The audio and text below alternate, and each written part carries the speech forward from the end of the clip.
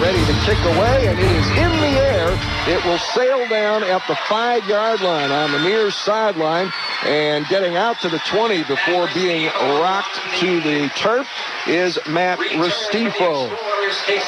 And Hudson will begin at its own 21-yard line. Decent kick that time by Hunter Kloss, getting it down inside that 10-yard line, and then obviously the speed of the Falcons being able to cover down on that kickoff coverage. I got to tell you, Jim, a young man that I'm really looking forward to seeing that last year got a little bit banged up, and a very young man, basically a starter as a sophomore, is Daryl Jackson.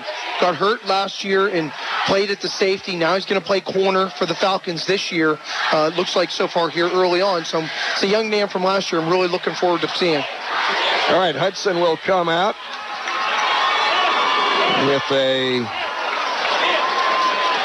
that pistol look and a handoff. This is going to Carpentier on the outside. Stiff-armed his way through one tackler to get to the left corner, but was pulled down as the Fitch defense shows a consistent characteristic. They get a lot of hats to the football, as they say. 4-yard pickup. Yeah, it was the corner coming up, which is typically a bad sign when you have your cornerbacks coming up in run support to make some plays. But obviously Hudson opens up in that pistol, offset eye, get that fullback, much like we saw with Columbiana last night.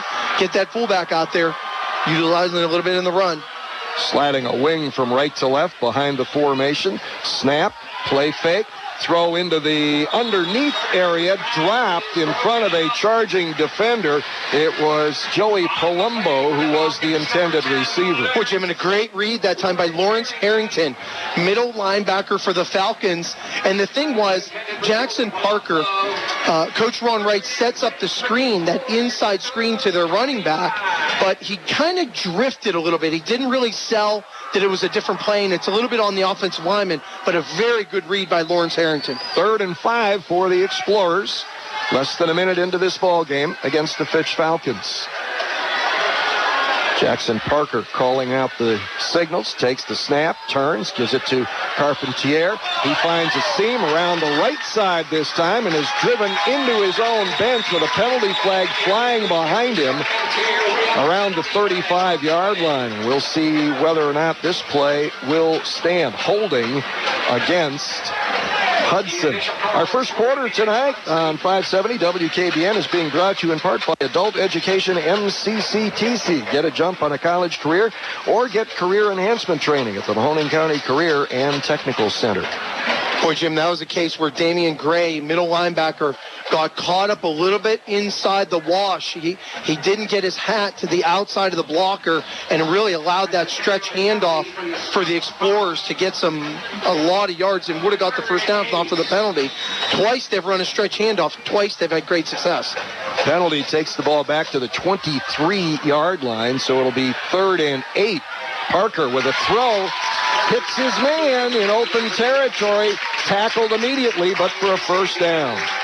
Very nice curl route that time by the receiver of the Explorers. Just came down about 7 yards. The other receiver cleared out the area. Came right across the middle, and a very nice delivery that time by Jackson Parker of Hudson. That was Greg Maley, a 6-foot sophomore. That was a 10-yard pickup to the 33. Handoff, Carpentier again behind that big offensive line, and then runs into one of his own blockers, Matt Restifo, and falls down at the 40-yard line.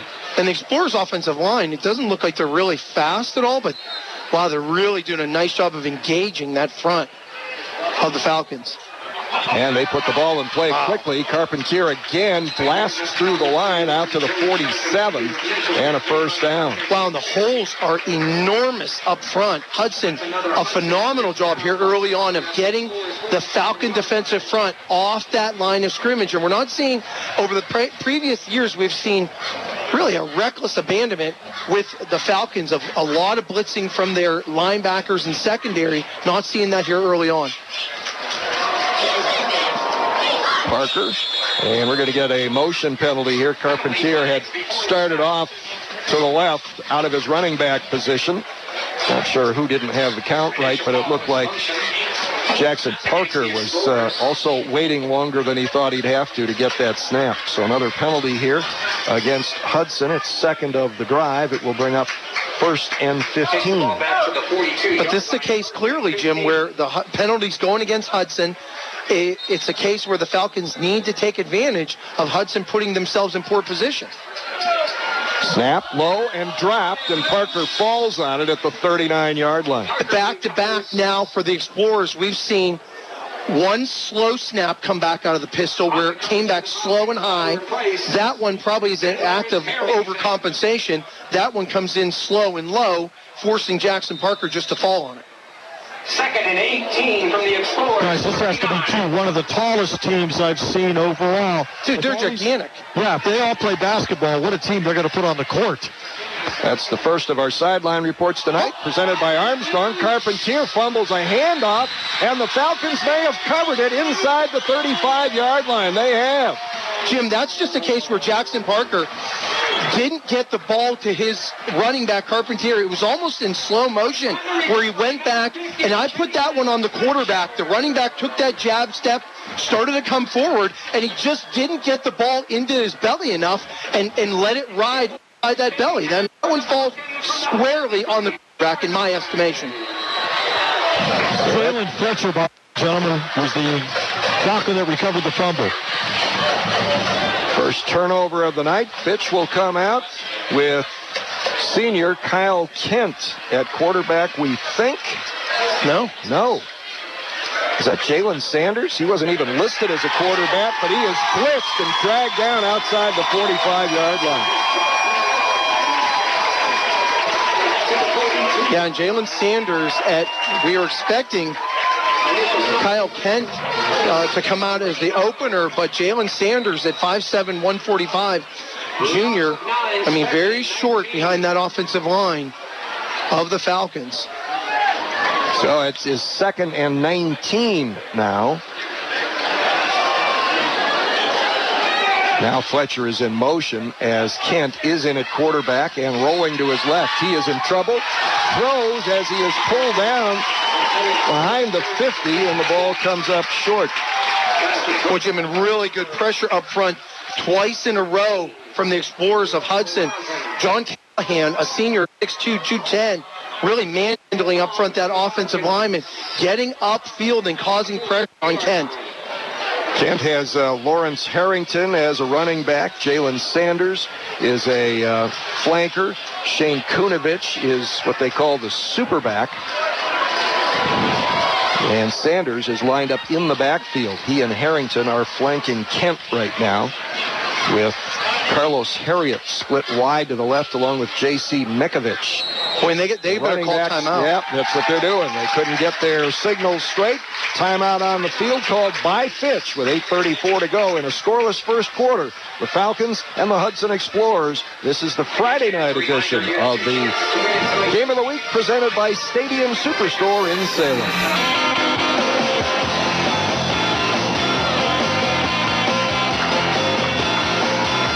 The official sponsor of Fitch Falcons football on 570 WKBN this season is Quality Pet Market. Quick kick. You called it. Kent takes a high snap, lofts the ball up. It bounces at the 20, and then the Falcons knock it down near there. So, and Jim, the only reason I kind of knew that is because Kyle Kent didn't really do a good job of selling it. He actually went up in the shotgun position and then kind of cheated and took 2 extra steps back initially, really letting the defense and me know for that fact that he had appeared he was going to quick kick. But what a waste of a possession there for the Falcons with great field position. You get the turnover, you get the bonus, and you aren't able to capitalize in your own field position. What a shame. It was only a 22-yard kick. Falcons back on defense. The Explorers start from their own 20-yard line.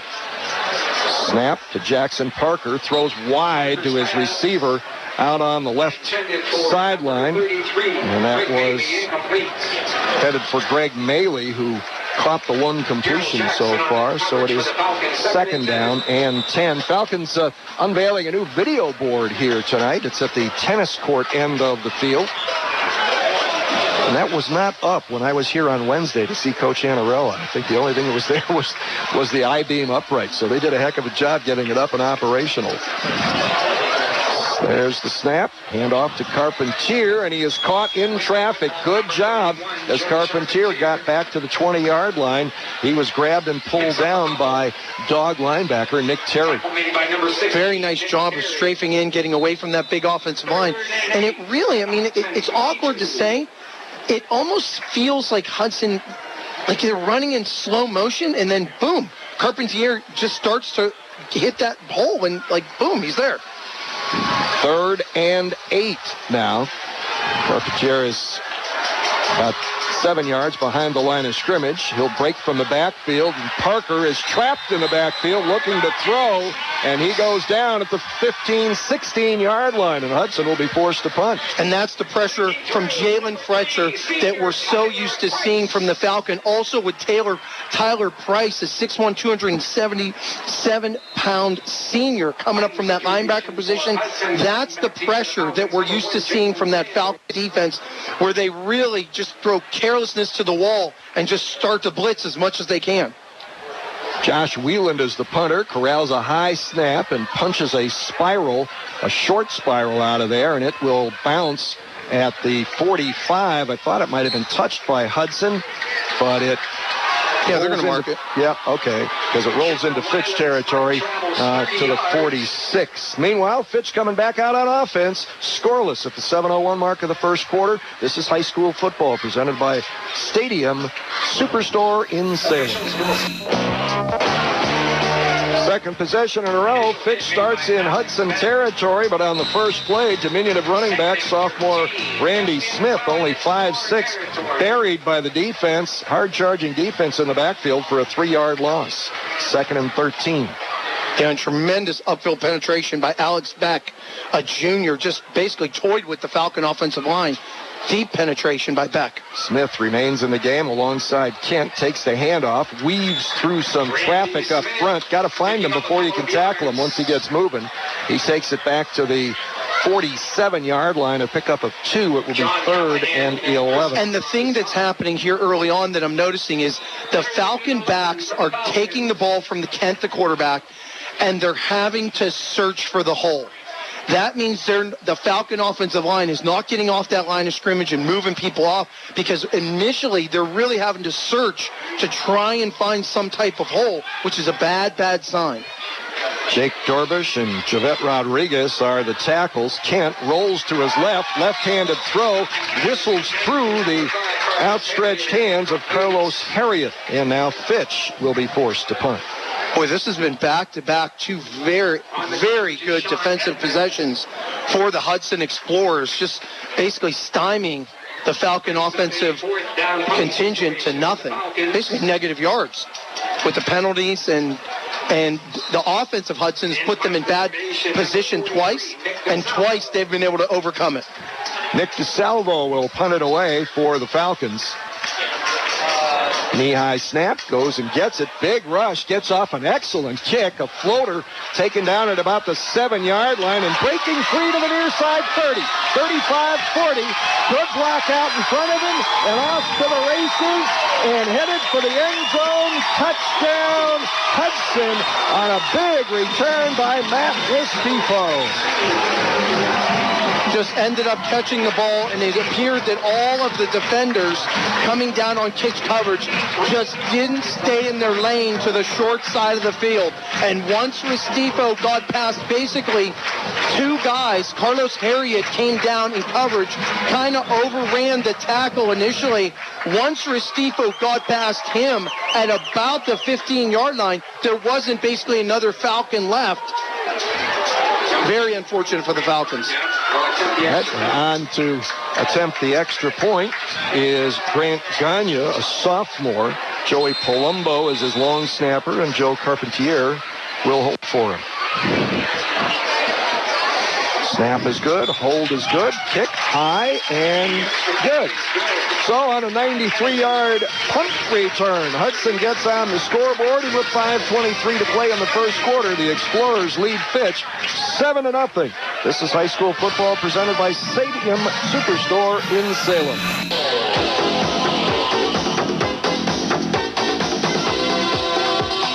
WKBN High School Football webpage includes schedules, scores, standings, award winners, and lots more. See for yourself at 570WKBN.com. Brought to you by TKS Athletics. Special teams, that third facet of football that's, you want to say it gets neglected, but it really doesn't anymore, especially with the advent of a lot of the kickers. But that kick coverage, someone was amiss and didn't stay in their lane for the Falcons. Yeah, because that was a very coverable kick. It was high, sure, had good hang time. Here is the kickoff. Line drive, sidewinding, end over end, taken at the 1 yard line, coming straight out, pausing at the 15, and slipping through to just beyond the 20-yard line is Jalen Sanders, and Fitch will start in its own territory for the first time at the 21-yard line. And again, junior Alex Beck coming down on kick coverage, had a very nice play in the backfield for Hudson that time, with also the tackler on special teams. So we'll see if the Falcons can get some kind of action going here on offense. Obviously, they've been very tough going out of that running game. Again, their tackles, Javette Rodriguez and Jake Dorbish. Nate Armstrong and Nick Bush are the guards. Terrion Lumsden is the center. The Hudson defense at the ends, Roman Moreno and Alex Beck. The tackles are Danny Baca and Connor Milosevic. Kent takes the snap, rolls to the right, and throws with the left hand at the last minute. Bad throw, but he really avoided a sack. It was well over the head of the closest receiver, J.C. Mikovic, and you don't have to throw it too high to get it over J.C.'s head. Yeah, he's very diminutive, but very tough. We saw last year especially, the courage of that young man catching some balls in some traffic and really taking some tremendous hits. So it is 2nd and 10 for the Falcons. Kent still looking to complete his first pass of the night. 0 for 3 now. He's a left-hander, and he was rolling right that time, which made the job even more difficult. Carlos Harriet split to the left, and the wide receiver Mikovic to the right. Quick handoff in the backfield. Not much running room there. Number 25, Randy Smith. That was Randy Smith again, and he got a yard maybe. Yep, that's all they're going to give him, and it'll be 3rd and 9. And so far, my early assessment here in the first quarter at about the 4:52 mark is basically Hudson's defensive front. Their front four is basically manhandling the Falcon offensive line up front. And with them being in that spread, and, you bring a wing back in, so it's basically 6-on-4, 6-on-5. They're getting the deeper penetration, which is allowing everyone else to stay back and flow to the ball and be free. Fitch right now with a -9 net offense. Sanders again at quarterback, takes the snap, fakes to Harrington, and he is hit before he can get back to the line of scrimmage and pushed backwards. And he'll take another loss. Falcons have as many plays for loss as they really don't have much positive yardage to speak of. That goes as a 3-yard loss. Well, not only that. I mean, you had you get the turnover down near the 30-yard line. The penalty turns that into a negative. You quick kick out of that. You get nothing on the next one when you get another good field position. So the snowball effect happens because now it just puts so much pressure on your defense to keep them out. Snap rolls back to the punter, is partially blocked as it comes out of there, and Fitch will cover it at the 27-yard line, and the tide has turned. 3:40 to go, first quarter. Hudson in great field position with a 7-0 lead. High school football presented by Stadium Superstore in Salem. On first down, Hudson goes to work with a quick flip from Jackson Parker to Matt Restrepo, who works his way with good blocking through traffic down to the Fitch 12, a pickup of 14. And that 14-yard gain was basically set up by the inside receiver, Adam Mihalik, who did a phenomenal job of getting outside to the cornerback, and then he actually chipped him off and went to another defender. So that was really set up by the blocking of the other receiver over there. Carpentier in a single setback. They've got a wing right. That is Joey Palumbo. Carpentier, who shifted to the left, takes a handoff, slants to the right, is grabbed and drags his tackler down inside the 10 to the 8-yard line. Not very quick is Carpentier, but the way it seems like he's lumbering as he's moving, and then all of a sudden he gets 3-4 yards, falls ahead, and that offensive line really seals off and creating some nice holes. Again, big guys up there. I mean, it's just mass. I mean, eventually you just got to deal with some girth. A little bit of a low snap. Delayed handoff again to Charpentier, and he manages to pound his way down to about the 6-yard line, and it will bring up a third down and 4. And you would say that obviously when someone's that oversized, you have to kind of overcompensate for it by sending more people in and blitzing. But that's the mode of the Falcons anyways. They've been a blitzing team for basically since Coach Annarella's been there, really sending a lot of people. So they're doing that anyways. Big play for the Fitch defense here. 3rd and 4 at the Falcons 6. There's a handoff to Restifo, and he never had anywhere to go. Tried to spin his way into a seam, but it didn't happen. The Fitch defense bottles him up, maybe for a short loss, and it will be 4th down at the 7-yard line. Boy, a young man, Nick Terry, playing very strong for the Falcons. Right at the point of attack, got his hands off of the big offensive lineman, and then ended up bringing down the ball carrier. Very nice play that time by Nick Terry. And it will set up a field goal attempt here. Brant Gagne, who had plenty of leg for the extra point earlier, will be kicking. They're a man short here. Still 7 seconds on the play clock because this is taking forever. Yep, 24-yard field goal attempt. Slight angle to the left for the right-footed soccer-style kicker. Not pretty, kind of a sidewinder, but it sneaks through.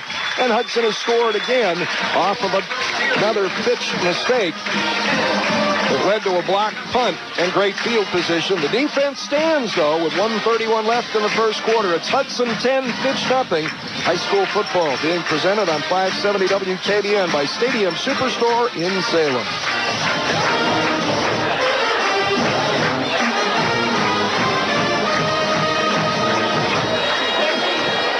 And I take it.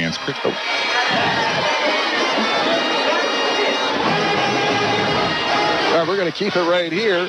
Let's zoom down to the sideline for the first time during the action here to get Len's impressions here of the first 10 and a half minutes. Well, I can tell you guys that Fitch works very, very hard every practice on special teams. And with the the punt return and the block punt, Coach Annarella is not going to be real happy about that, guys.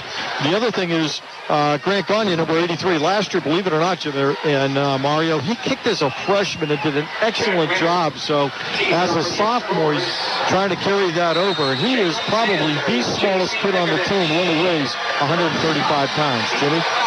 Here is the kickoff, and it is blasted again, taken at the 1-yard line by Jalen Sanders. Stutter steps his way across the 15, almost a carbon copy, out to about the 21. It is a carbon copy, in fact.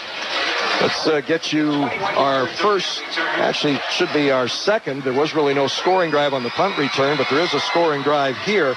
A 5-play, 19-yard drive that took 2 minutes and 9 seconds, and a 24-yard field goal was the result. That's the Haas Auto Group scoring drive summary. The Haas Auto Group is your zero-hassle dealer on Route 224 between Tippecanoe Road and Route 11 in Canfield.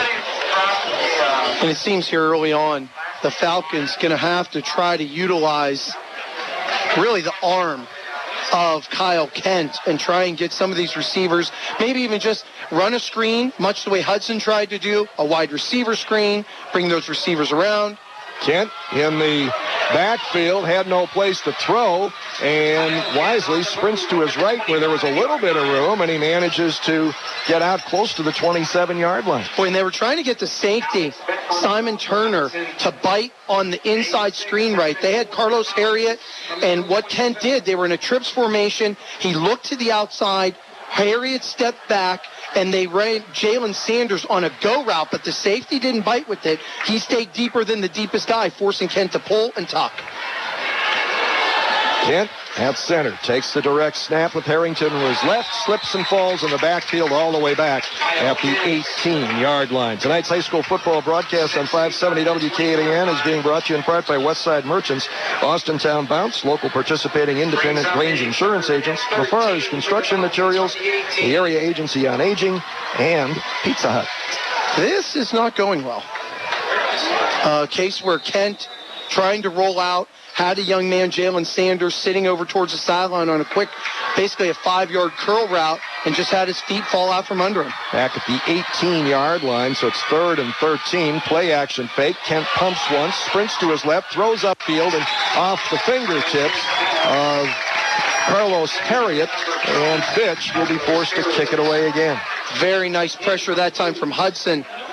Roman Marino, a senior, off that left edge coming from the wide side of the field, really got around the tackle. It was a case where Kent, in my estimation, Jim, had enough time to kind of look off of the play action, and it's a case where then he just tried to force it into the receiver close to the sideline. The Baird Brothers halftime show is coming up. Baird Brothers now stocks pre-finished hardwood flooring. Got to watch the snap. Boy, that punter's close. It's a good snap this time and gets it out of there high, taken at the 43-yard line by Restifo, and he pulls up at midfield looking for a place to run. There was none, and that's where he goes down. That ends the first quarter, which has been presented in part by Adult Education MCCTC. Get a jump on a college career or get career enhancement training at the Mahoning County Career and Technical Center. At the end of one quarter, it's Hudson 10, Fitch nothing on 570 WKBN. You can watch your favorite TV shows here, or even here. Anywhere there's an internet connection. With your Armstrong subscription and access to the internet, you can watch TV everywhere in your home or on the go. Download apps from your favorite networks like FX, ESPN, Sprout, and more directly to your wireless device. Sign in once and start watching. Take Armstrong TV with you everywhere. One wire, infinite possibilities. Something new. Tweet your scores to iHeart Stores and then listen for the Ducat Halftime Scoreboard. It's presented by Ducat Sales and Service, which has equipment for all seasons. Ducat Route 224 in Boardman and Ducat Route 422 in Warren. First play of the second quarter from midfield, taking the handoff and being crushed back at his own 45-yard line of the Hudson Explorers. Tyler Price.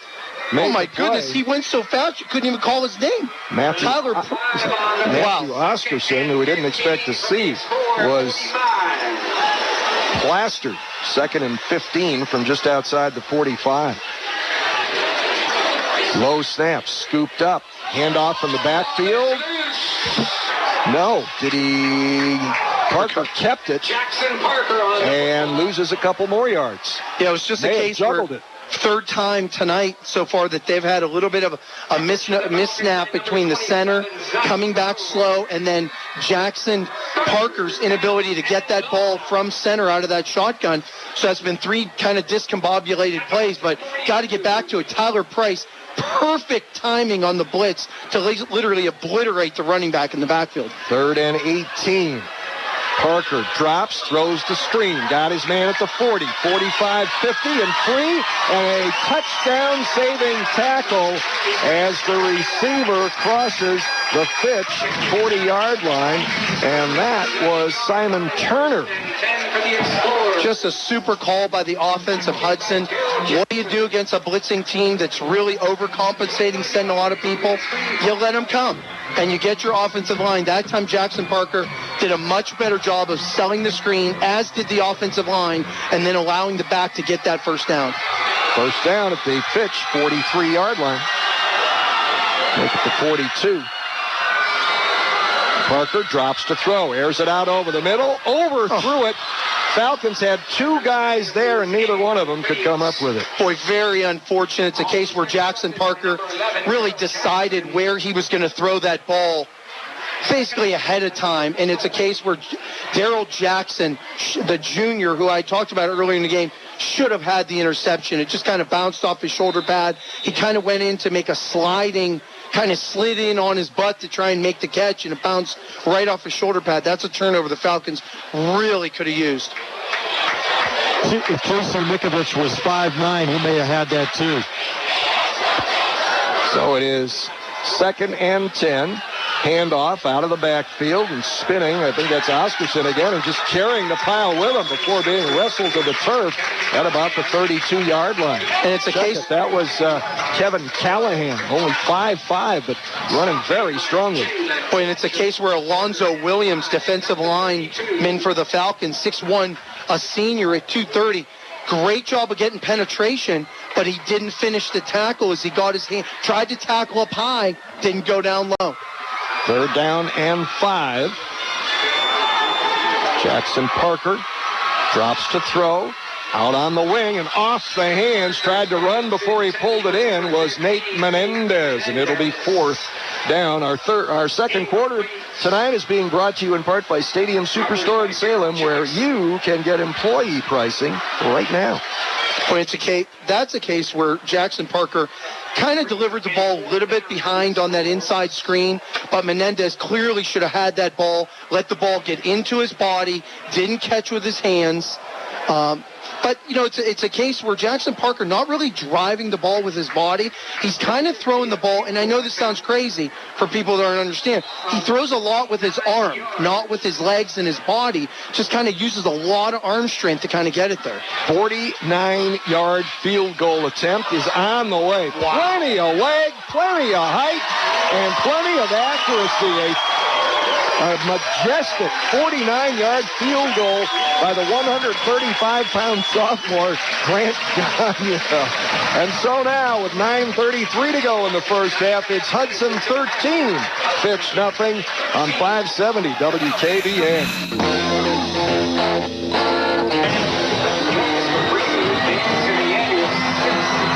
We are told that Jack Leonard, a senior kicker, was the guy that blasted that through, so kudos to him. And we have a, let's see here, 2:27. So our next Haas Auto Group scoring drive summary finds Hudson going just 18 yards in 7 plays, 2 minutes and 27 seconds, and getting a 49-yard field goal out of the possession. And that is your Haas Auto Group scoring drive summary. Haas Auto Group has a vehicle for every budget. See for yourself online at hausautogroup.com or in person on Route 224, just west of the Ohio Turnpike overpass. This kick comes up short at the 4, taken near the sideline, and then breaking out, spinning away out to the 25-yard line on the return for the Fitch Falcons is Earl Scott. Seemed like Earl Scott was about one defender away from hitting that seam and getting down that sideline. Very unfortunate for the Falcons. They could have really used a big special teams play to match the one that Hudson just had against them. The Fitch has had 3 kickoff returns tonight, 2 for 21 and that one for 22. They start at their own 26-yard line. We'll be saluting local high school standouts as the DeBartolo Corporation Scholar Athlete of the Week. Keep an eye on the high school sports page at 570WKBN.com beginning the week of September 14th. Kyle Kent remains at quarterback.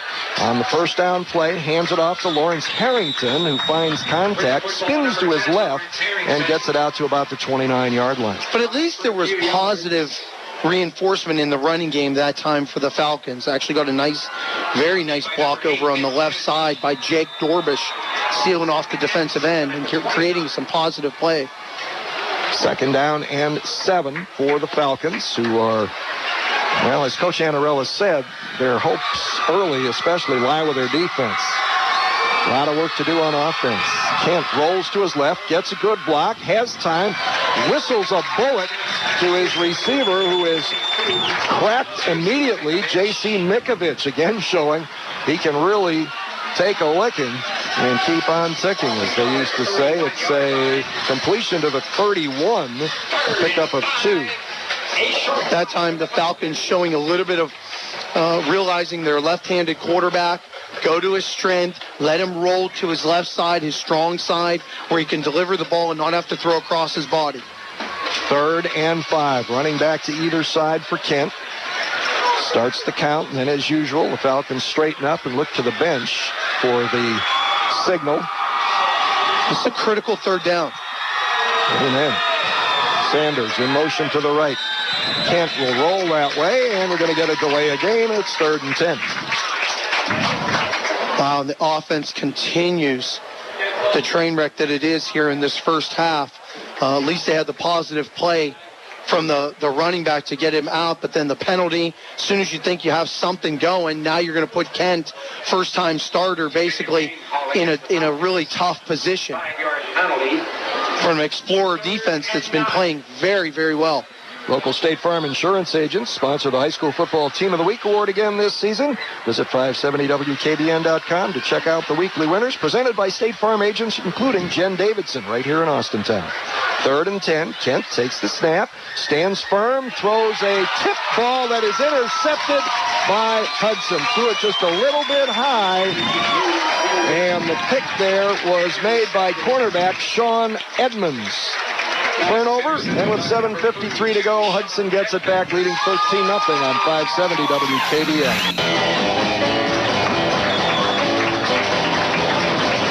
Hudson takes over off the turnover at the Fitch 33-yard line.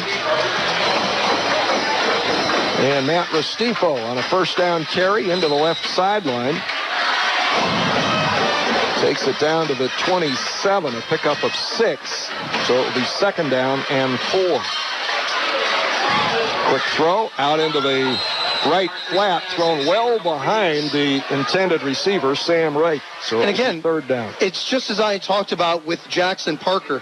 He really just tries to, it's very strange. He really just tries to muscle the ball all arm. It's very seldom that I've noticed tonight where he really steps into the throw. It's all just kind of trying to throw it all with his arm through, very behind the receiver on that screenplay. Well, Mario, if you notice, he has his right calf taped up. They took the tape off earlier, retaped it. It looks pretty ugly. I'm not sure what the problem is, but maybe he may not be able to push off on that right foot at all. Thanks, Len. Another Armstrong sideline report. Armstrong, one wire, infinite possibilities. There's a pass picked off in the linebacker level and returning it to the far side of the field and down to the Hudson 40-yard line for the Fitch Falcons, jumping up on that low trajectory pass and grabbing it and returning it is Tyler Price for the Falcons. A huge break for that Falcon defense. Jackson Parker was trying to throw that inside screen right where the other linebacker had blitzed out, but he threw it a little bit late, and because of the pressure that was coming up on him, and Tyler Price really stepped up. That is a huge play for this Falcon defense, and it just goes to show you can't have quit. 29 yards on that kickoff return. Number 16, Nick Terry from Austintown Fitch, sitting on the bench. The medical staff is looking at him. He got hurt on that last play. All right, thanks, Len. Another Armstrong sideline update as the Falcons take over for the 3rd time tonight in Hudson territory. Haven't got anything to show for it. There's a fake handoff to Lawrence Harrington, and running out of the quarterback spot now is senior Ben Nishimura. Did not throw a pass last year as a junior as a backup. And maybe this is part of what Coach Iannarella had talked to you about, just wanting someone to step up at the position and take it. Didn't want to have to award any position by default. We'll see if Nishimura can step up now, given his opportunity. 3rd quarterback playing tonight for the Falcons. It is 2nd and 10. Nishimura, quick roll to the right, quick throw, overthrown, and he goes down as he was hit just as he threw the football. So it is 3rd and 10. Boy, big pressure up front by Roman Marino coming off the edge for the Explorers. And not only that, the whole defense for Hudson has played very well, especially that up front people, but the 2nd level, the 3rd level, keeping everyone in front of them, even when they've had an opportunity to catch the ball near the sideline, haven't given up any space and made sound tackles. Sheets Convenience Stores awards a Sheets gift card worth $100 to a winning ticket of a 50-50 drawing at 570 WKBN high school local football broadcast locations this season. Nishimura takes the snap, throws quickly. He's got Carlos Harriet, splits the defenders, and goes to the end zone. Great slant route by Carlos Harriet, and an even better throw by Ben Nishimura. Made a sound decision, got the ball out of the shotgun, delivered it on the quick slant, and it was simply a case. Colby Miller, underclassman for Hudson, the wide side corner, just didn't close in time on Carlos Harriet, and then it was basically a foot race because there was no over-top help by the safety because they were in such a spread-out defense. Wow, talk about some instant offense off the bench. Ben Nishimura, after 2 plays that didn't bear much fruit, comes up big, and Carlos Harriet with great speed. The Falcons are going to run a 2-point conversion here out of an unbalanced kick formation, and Lawrence Harrington takes it into the end zone. They set up with that kick formation with the line almost completely to the left. Usually it's shifted back and they go ahead and kick, but this time they got it to Lawrence Harrington, and he took it in to cut the deficit to 5 with 6:21 to go in the first half. It's Hudson 13, Fitch 8. This is high school football presented by Stadium Superstore in Salem. Yeah, the Falcons getting themselves back in the ball game. Our Haas Auto Group scoring drive summary after the interception. 41 yards in 3 plays, and it was a pass, catch, and run between Ben Nishimura and Carlos Harriet that created the score. 41 yards, 3 plays, 49 seconds. Here is the Fitch kickoff. It will bounce short of the goal line. Our Haas Auto Group scoring drive summary. Haas Auto Group, where they buy, sell, and service all makes and models. Find out more online at hausautogroup.com or in person on Route 224 just east of Route 11. But, Jim, no bigger play than was the defensive call for them to blitz and the interception for Tyler Price to be in the right position to create the turnover, to get him in good field position, and then Nishimura really stepping up when he's given his opportunity. How often do coaches talk? Next man up. You know, if it's not getting done, the next guy steps up, and we're going to give you a shot. And we're going to keep doing it until someone takes a hold of this thing. All right. Hudson takes over at the 35-yard line, working off the right hash and working right to left here toward the tennis courts in the second quarter. Handoff. Matt Restifo around the left side had a great seam. A penalty marker follows him through the hole as he gets out close to the 45-yard line, but that'll come back. We have not seen much of Charpentier here in the second quarter. No, we have not. They've seemingly have given him a little bit of break and gone to a little bit of the quicker backs, and I imagine that was going to be a holding, and I think it was on David O'Connor. That enormous tackle at 6'7", looks every bit of it, and it's just a case where he got his hands as he was trying to seal off the defensive end to try and kick him to the inside, got his hands outside the shoulder pads, and it almost gets away when you're inside the containment box, but once you get out into space and the vision becomes much clearer, it's a lot easier to hold that holding when you're outside the shoulder pads. Penalty takes it back to the 30, where it'll be 1st and 15, and a first down handoff. Gets nothing. Charpentier back in the game. Going to give him a yard, almost 2, really. And Jalen Fletcher playing much better at his defensive end position. They are vastly undersized on that defensive front, but they have been. I mean, with Bryce Wormuth, we saw him last year. That defensive front has been undersized for years. They haven't had any size since Billy Price was here. Wow. Yeah, that's true. Second down, 13. Quick throw. Caught by Restifo in about linebacker depth, and he manages to get across the 40 out to the 42 and bring up a third down and short. Nice, accurate throw that time by Jackson Parker, quarterback for Hudson. Go in, very good protection, formed a nice pocket, did the Explorer offensive line, and allowed that receiver just to run a simple 7-yard squat right in the middle of the field in front of the safety and get down. 10-yard pickup brings up 3rd and 3. Jackson Parker takes the snap. Quick throw. Caught, and good defense. No, not. Yes, it is caught. What out a at throw. the 47. What a throw and catch, Jim. And a pretty nice catch, too. Yeah, it's a case where Nate Menendez, the quarterback, Jackson Parker, threw it on a timing route. Menendez wasn't even into his break of the reception, and basically Parker threw a great throw to his outside shoulder, and Menendez caught it with his hands for the first down. Great play. At the 47-yard line. Clutch. Guys, Nick Terry's back out there for Fitch. And a big hole right up the middle for Charpentier, and he blasts down to the Fitch, 45. Went right behind his center, Nate Slater. A huge hole on that right side, and it was one of the first times that Carpentier was able to really get ahead of steam going and show some of that speed maybe that he had getting into that hole. 8-yard pickup. 2nd and 2 from the Fitch 45.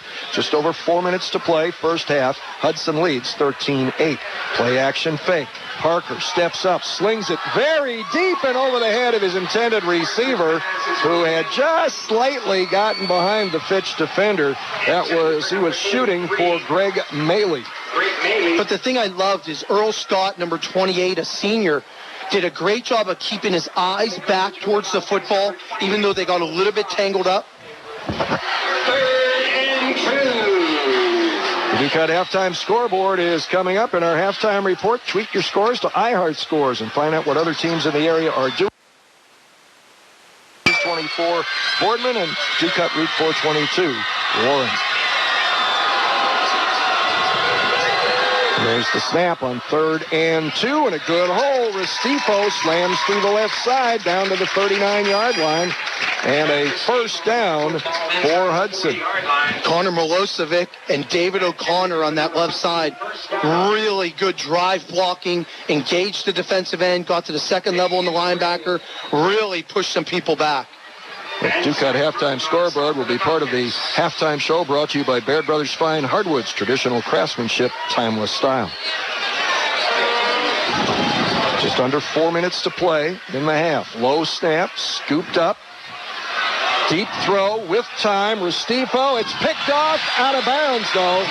Restifo, number 22 for Hudson, was the intended receiver. Number 22 for Fitch, J.C. Mikovich, went up and got it and floated out of bounds. Into double coverage that time by Jackson Parker. I got to tell you, when they look at that in film session tomorrow, they are going to be in awe of the way that J.C. Mikovich just locked in, didn't fall for the pump fake that Jackson Parker did, like Earl Scott did, and how he just honed in and just kept his eye on the ball and closed on that ball. That is going to be amazing in film session. 2nd and 10 from the Fitch 39. Hudson leading 13-8. There's another snap that rolls back. What a disaster. To Jackson Parker, and penalty flags have flown.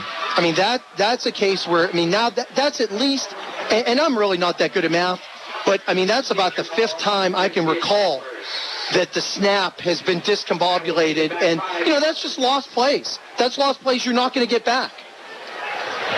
2nd and 15 at the Falcon 44. And this 4 penalties for 22 yards against the Explorers. First, make that 2nd down, and 15 from the Fitch 44.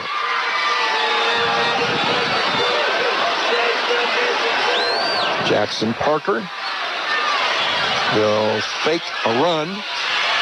Pursuit coming up the middle, and he will not get away from Will linebacker Damian Gray. The pressure that time, again, the Falcons taking advantage of the pressure now, starting to gain a little bit of their sea legs, and that linebacking crew getting in through that offensive line, just starting to really do a nice job. That is an 11-yard sack for Damian Gray. So it is 3rd and a long ways to go. Watch the inside, watch the screen, the delayed screen, because you know the Falcons are going to bring it again. Watch that. They've had good success with it, Jim. Now just under 3 minutes to go in the first half. Parker takes a perfect snap, waist high, drops, airs it out deep, and this will be too long. Restifo had, it almost looked like he had stopped his route, or that Earl Scott was playing such good defense he couldn't finish it. So the Fitch defense steps up big, forces Hudson back into a punting situation. Boy, and if there's been one really strong side, boy, that secondary has played very well. Earl Scott staying in position for the Falcons. They've made some sure tackles. When Jackson Parker's gotten some plays, they haven't allowed people to gain some extra yards after catch. Here is the boot. Jalen Sanders is going to watch it hit at the 20 off to his right. It's going to take a big Hudson hop and get buried down at the 5-yard line. 2:32 to go in the first half. Fitch gets the ball at its own 5, trailing by 5. As we present high school football action from Salem Superstore, or make that Stadium Superstore in Salem. Fitch comes out, and it will be Jalen Sanders taking the first snap. He's on the goal line. He'll sprint to the left, carrying it on the ball with the inside arm. That's never a good thing. He's run out of bounds short of the 10-yard line. I mean, about 4. The good thing is he got some yards. The bad thing is, at this point, that he got out of bounds very quickly at 2:23, because this really makes me nervous with the Falcons down this deep. Let's remember, the Explorers have all 3 of their timeouts. The Falcons have 2. We'll see how that plays. I mean, it's kind of like giving a Hudson an extra timeout if you don't get a first down here. Picked up 3. They've spotted the ball at the 8, so it is 2nd and 7. Nishimura back at quarterback. Hands off. Yeah, they're going to call a timeout here. I couldn't imagine they wouldn't. Lawrence Harrington got the carry. Picked up a yard to the 9, and it'll be 3rd and 6. Wow, this one's really surprising, I got to tell you. I mean, because I think Coach Iannarella is going to let this play clock go down. And this is going to end up burning about 25 seconds for Hudson here. Yeah, very odd. Off there, yeah, I'd call a timeout. Maybe not. There's the snap to Nishimura, a little bit high, fakes it to Harrington, rolls left, and is going to be pulled down back near the original line of scrimmage at the 5. And now Hudson will use a timeout, I'm pretty sure. Yeah, they did. Coach Wright did end up calling a timeout. I'm a little surprised. They could have saved themselves about 15 seconds. They're going to have the advent of probably some really good field position. They will still have their 2 timeouts in their pocket, but, I mean, you could kind of see that coming. All right. Fitch will be punting from its own end zone with 1:41 to go in the first half, trailing 13-8 on the Friday high school football game of the week presented by Stadium Superstore in Salem. He'll be standing in his own end zone. Devel Lazaro, the long snapper. The snap is good, and the kick is out of there. Good spiral, a little short. Taken with plenty of room to run at the 37-yard line. Outside left to the 30, to the 25, to the 20. Cut back to the right and down to the 14-yard line. On the return for the Hudson Explorers was Joe Rittner. And see, Jim, that goes back to when Jalen Sanders took the initial play on their first possession, and he ran to the far side of the field and got out of bounds and stopped the clock. I mean, their offense has struggled except for basically one position when the defense put them in good field position. So now they're going to have to dial up that defense again and get a stand here. That was a 32-yard punt.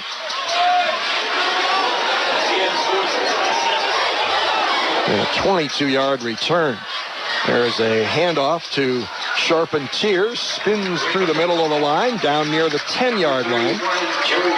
And it will be 2nd down and 5 from there.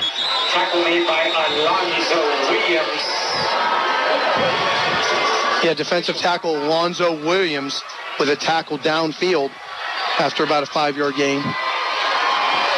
Hudson taking its time here. Clock will start again. Not quite sure why it was stopped in the first place, but it was. And Jackson Parker takes the snap. Blitz is coming. Throws under duress. Got his man out in the flat. That's Menendez. And he manages to catch the football and fight his way back to the line of scrimmage on that play where it will be 3rd and 5. Boy, and that was huge pressure on the blitz by number 27, Zach Crone of the Falcons. And in credit to Jackson Parker, really a very rangy young man, bought just enough time to get that ball out into the flat. 3rd down and 5.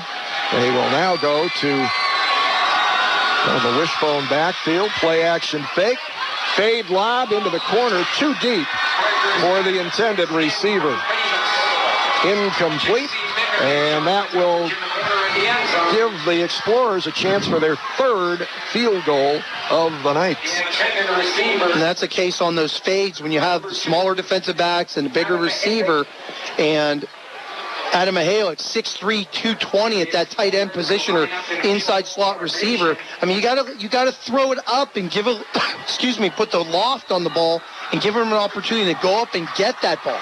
This will be a 22-yard field goal attempt by Grant Gagne. And we're going to get a timeout called by Fitch before he gets to kick it away. If the Falcons can somehow survive this, even 3 points wouldn't be all that bad, but if they can somehow avoid being scored on after Hudson got the ball at the 15-yard line on another nice punt return, the Falcons will be fortunate indeed, and it will be interesting to hear Coach Phil Annarella's comments coming up very shortly with Len Gessler. We have to, of course, wait until the first half is over to do that, but I got to tell you, if the Falcons can get out of this down 8 after the half after the first quarter that I witnessed, and you guys heard out there, I would be thrilled. Yeah, Hudson is. Oh, go ahead, Len. No, I was just going to say, Jimmy Amari, remember, too, this defense has not given up a score. They've given up a punt return and a couple of field goals, so the defense has actually stepped up for Coach Annarella. And it looks like Hudson's going for it, guys. Yep, they've changed their minds. Now you got to think, are they going to try and get the Falcons to jump? Possible. 4th and 5, and now Fitch will take a timeout. Yeah, now, I mean, now you have to think that because it's 4th and what? 4? 4th and 5. 4th and 5. I imagine Coach Wright is thinking, why we have a good kicker. Why not take a chance? We'll go to the line of scrimmage. Maybe you try and get him to go to the line, change your cadence, try and get him to jump. You get the automatic first down. Now you gain new life with a bunch of time left in closer. So we'll see. I mean, we'll see how this plays out. Well, they got a timeout left? Hudson got one? Yeah, they got 2. Yep. So, I mean, they can afford to let that play clock once the Falcons realize that the game is up and that they're not going to jump. Fitch is out of timeouts, and back on the field is the field goal kicker, Grant Gagne. Yeah, it's always interesting to see how that stuff plays out. The gamesmanship, the strategy. Well, it's just inside the 10-yard line, so this will be a 26, 27-yard field goal, something like that, although Holder Joe Charpentier, well, even with the kicker out there, they're going to go for it. See him moving his head? And now Hudson calls the timeout. Oh, I mean, it's so easy. It's like, it's so easy to see what these guys are doing. It's crazy. I mean, it's bobbing his head, trying to get him to jump. Annarella calls a timeout. Hey, guys, watch what they're doing. Don't try and jump. It's crazy. But I love it. It's so much fun. All right, now Hudson only has one timeout left. So after the next cat and mouse game, we'll find out. They got to go through with something at that point. Yeah, I would actually be surprised here if they didn't just go for the field goal. Yeah, it is actually 4th and a little less than 5 yards to go, so an offside penalty would have produced a first down. And, of course, gotten them down to about the 4-yard line to attack. Yeah, and it looks like Gagne's coming back out on the field, and again, he's their shorter specialist. Very effective last year as a freshman, so let's see if he can convert. And he has a 24-yard field goal to his credit already tonight. And it was just like this. It was off the right hash. He's a right-footed soccer-style kicker. And this will be a 25, 26-yard boot. It is on the way. And he drills it high and deep to give Hudson an 8-point lead. And that's it. I mean, on the positive side, that is a huge stand for the Falcons because, again, that defense was put in a very poor position with the opportunity for Hudson to have some success down low. They stood up to it and ended up just getting out of here as a field goal and only being down in a one-possession game. So Len was right. I mean, that defense hasn't given up a touchdown tonight, just that special teams error where the young men didn't stay in their lane. So that winds up being a 6-yard 4-play drive that took 1 minute and 4 seconds and resulted in a 26-yard field goal, and that's the Haas Auto Group scoring drive summary. Haas Auto Group wants your vehicle and will pay you more. Find out in person on Route 224, just east of Route 11. Now, maybe the Falcons can answer with a big special teams play. And you have to wonder, it's weird. You have so much success with your kickers driving the ball. And your kick coverage team goes down, and they do a great job. They stay in their lanes. Everyone makes the tackle. And then all of a sudden, you get to like 20, 30 seconds, and everyone's like, oh, let's change everything we do and swim it. Let's try that. Well, we're going to find out if, and that's the danger of, or the strategy, I guess, or the thought process that, well, you know what? We don't want to have a breakdown on this play at the end of the half when we got them down. So sure. let's just make it, let's not give them a chance to return it. I don't think we'll see that here, but we do.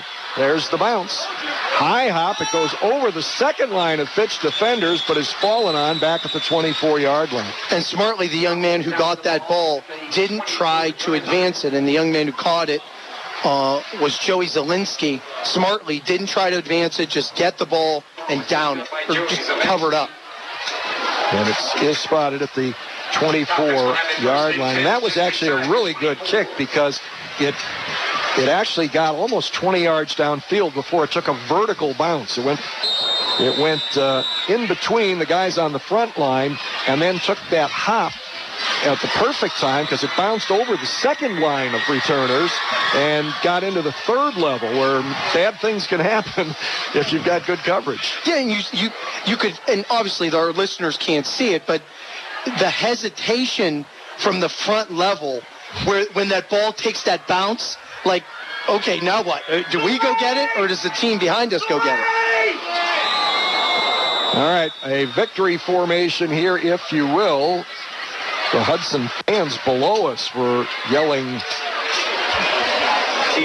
something out. Oh, delay, and takes the ball back to the 19. And I think this is a good move. Only 21 seconds left in the half. You got to be thrilled only being down 8 with the way the offense is played. Nishimura takes the snap and takes a knee at the 17, and that will bring the first half to an end. The Fitch Falcon defense has actually played pretty well. They've had a couple of special team breakdowns that have hurt them, and the offense came up with a score when it was badly needed. So at intermission, the Falcons trail 16-8, and our Len Gessler was with Fitch head coach Phil Anarella. Yes, I am. And Coach, first of all, the offense obviously struggled. You knew that was going to be one of your weaknesses coming in. But Nishimura looked good as you put him in. Well, we had to do something to change momentum, Lenny. I mean, it was we were going backwards more often than we were going forward. So we got a break there on that coverage that they screwed up, and our defense has been playing extremely well. I mean, you take away the stupid punt return, and they've got field goals. That's it. And so we've got to do something to shore up offensively and hope we can keep playing the good defense we're playing, and we'll go from there. And Phil, I know you work a lot. You're very proud of your special teams, and they've had an issue so far this first half. It's really disappointing. We do spend a ton of time on our specialty teams, and you can't tell it the way we've been playing tonight. But we just got to keep plugging. First game jitters. Well, we're playing a lot of young kids. The punter is a sophomore. We're starting 2 offensive guards that are sophomores. Playing a lot of our A-backs as sophomore. We got a lot of young kids playing, and sometimes that's what happens. Phil, thank you again for being so gracious. Good luck in the second half. All right, Lenny, thank you. Okay, Jimmy, Mario. Well, now those young guys have got some experience under fire. So they're grizzled veterans now. Thanks, Len. Thanks, Coach. Our second quarter tonight was brought to you in part by Stadium Superstore in Salem. Need to get out of your vehicle lease early? Stadium Superstore in Salem can show you how. Stay tuned. The Baird Brothers halftime report is next with the score. Hudson 16, Fitch 8 on 570 WKBN. Armstrong Local Programming features our community like no one else. Meet your friends and neighbors at special events. Find the perfect pet.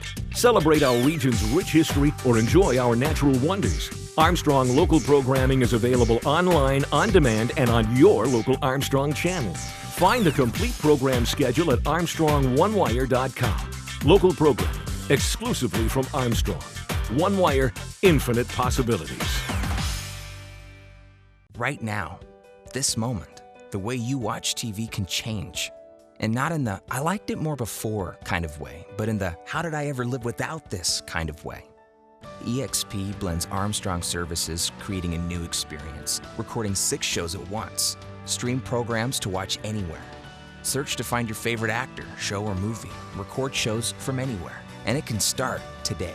This is EXP, and this changes everything. Good news for the Falcons. They will get the ball to start the second half. J.C. Mikovich, Randy Smith, and Jalen Sanders, and Earl Scott back to receive the kickoff. And here it comes. Going to the far side, coming down at the 8-yard line. And this is Mikovich on the return, up across the 25 to about the 28-yard line. And it's a case, you mentioned that about J.C. Mikovich, and it made me think of something. Not a part of the offense at all. I mean, a young man that last year they utilized him in the screen game, and that's something, you get him the ball, someone very quick, very good hands, you could trustworthy. That's what you want to do, is get him the ball, allow him to get into some space. And I know you want to have your best guys on D, but that's a big player for them. And for the folks back at Master Control, we're getting an echo here. And as far as I know, they haven't domed the place. Thank you very much. Full moon behind a spooky-looking haze. Jalen Sanders opens the second half at quarterback as he did the first half and sprints to the far sideline to pick up about 3 after that 19-yard kickoff return. The drive started at the 27-yard line. And it's something that Coach Wright would be very pleased with, is that, again, defensive end Alex Beck making another tackle, stretching out that play, showing good lateral quickness, and then staying upfield. When your defensive linemen, defensive ends are making plays, always a good sign for your defense. Call it a gain of 2. It's 2nd down and 8. Ben Nishimura now in at quarterback. Lawrence Harrington to his right. 2 receivers left, 1 right. Fake to Harrington. Nishimura curls to his right, tries to go in behind guard, and crosses the 30 to the 31, where it will be 3rd and 6 up front for the Falcons. Terrion Lumsden at center. Nick Bush and Nate Armstrong at the guards. Jake Dorbish and Jovette Rodriguez at the tackles.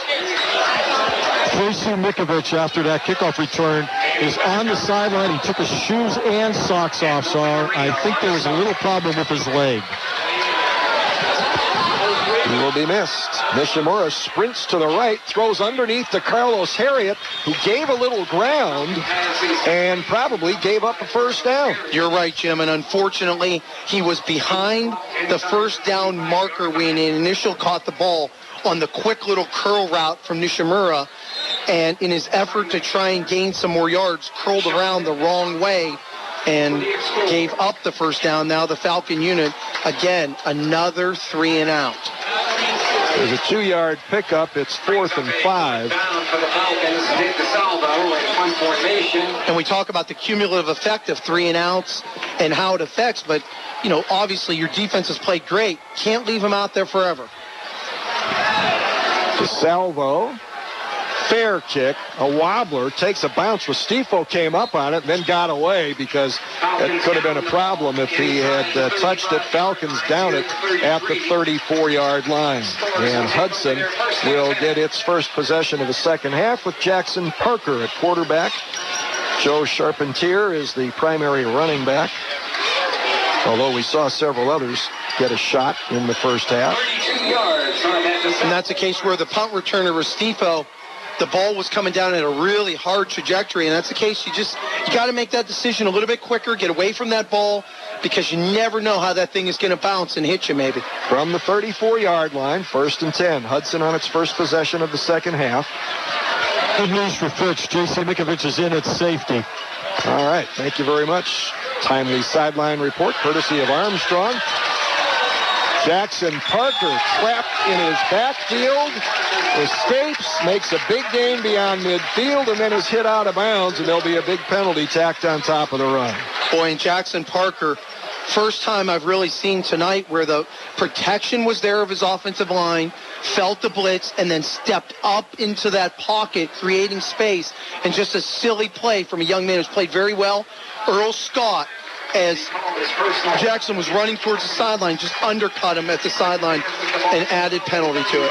So a 16-yard gain and a 15-yard penalty, and it puts the ball at the Fitch 35-yard line. By the way, Fitch's only first down of this ball game came on its touchdown play. Mikovich is back on the sideline again, getting his leg worked on. All right, well, let's keep an eye on that. Parker drops to throw, steps up, finds a guy underneath, 30, 25, and then a good shoulder into the midsection hit, and another penalty flag flies as the tackle is made at the 21-yard line. Joey Palumbo, the receiver on that play. I'm just going to be curious what this penalty is. I think it's an inadvertent face smash. On the Falcons, bringing them down? Yeah. Yes. Very nice play by the Explorers. That's the first time I've watched them actually utilize a drag play where they delayed the receiver and had him come all the way across underneath the linebackers. Very successful. First down from the 17, and here's another flag flies into the air. And there's one over on the Falcon sideline also. As Charpentier goes down. Yep, out near the 20. Wow. And I believe it's going to be initially a legal procedure on Hudson, so that's going to come back. I mean, that'll kill the play from the beginning because that was on Hudson. Now we're going to get the signal here in a second. Yep, against Hudson. We got an invert. We have a face mask against Fitch. They offset, and we'll do it over. And in the safety position for J.C. Mikovich is Carlos Harriet, guys, number 5 for Fitch. And it's not a case, I mean, the Falcons have a ton of depth in that secondary. I mean, with Crone and Scott and Harriet and obviously Darrell Jackson, a wonderful secondary with depth. All right, Hudson still first down at the Fitch 17, leading 16-8 early in the third quarter. Parker drops, throws for the end zone, got his man, and he overthrew him. He was open, got behind the defender on the play. That was Zach Crone. But the pass had been arced in there a little bit. You got it, Jim. I mean, you hit it right there, buddy. It's a case where Jackson Parker, also almost in the same position, tried to throw it a fade route towards the, I guess that would be the eastern end zone, and now tried to throw another one to the west one, but is just throwing it with too much line drive, not throwing with enough loft to allow his receiver to run under it. It's at 2nd and 10 from the 17. There's a handoff and a hit right at the line of scrimmage. Wow, Darrell Jackson coming from his cornerback position, and it happened because they ran basically a twin wide receiver to the wide side. The tight end didn't chip him, and he came off the corner unabated and buried the back. That'll bring up 3rd down and 12 from the 19. Tonight's high school football broadcast here on 570 WKBN being brought to you in part by Westside Merchants, Austintown Bounce, local participating independent Grange insurance agents, Lafarge Construction, the Area Agency on Aging, and Pizza Hut.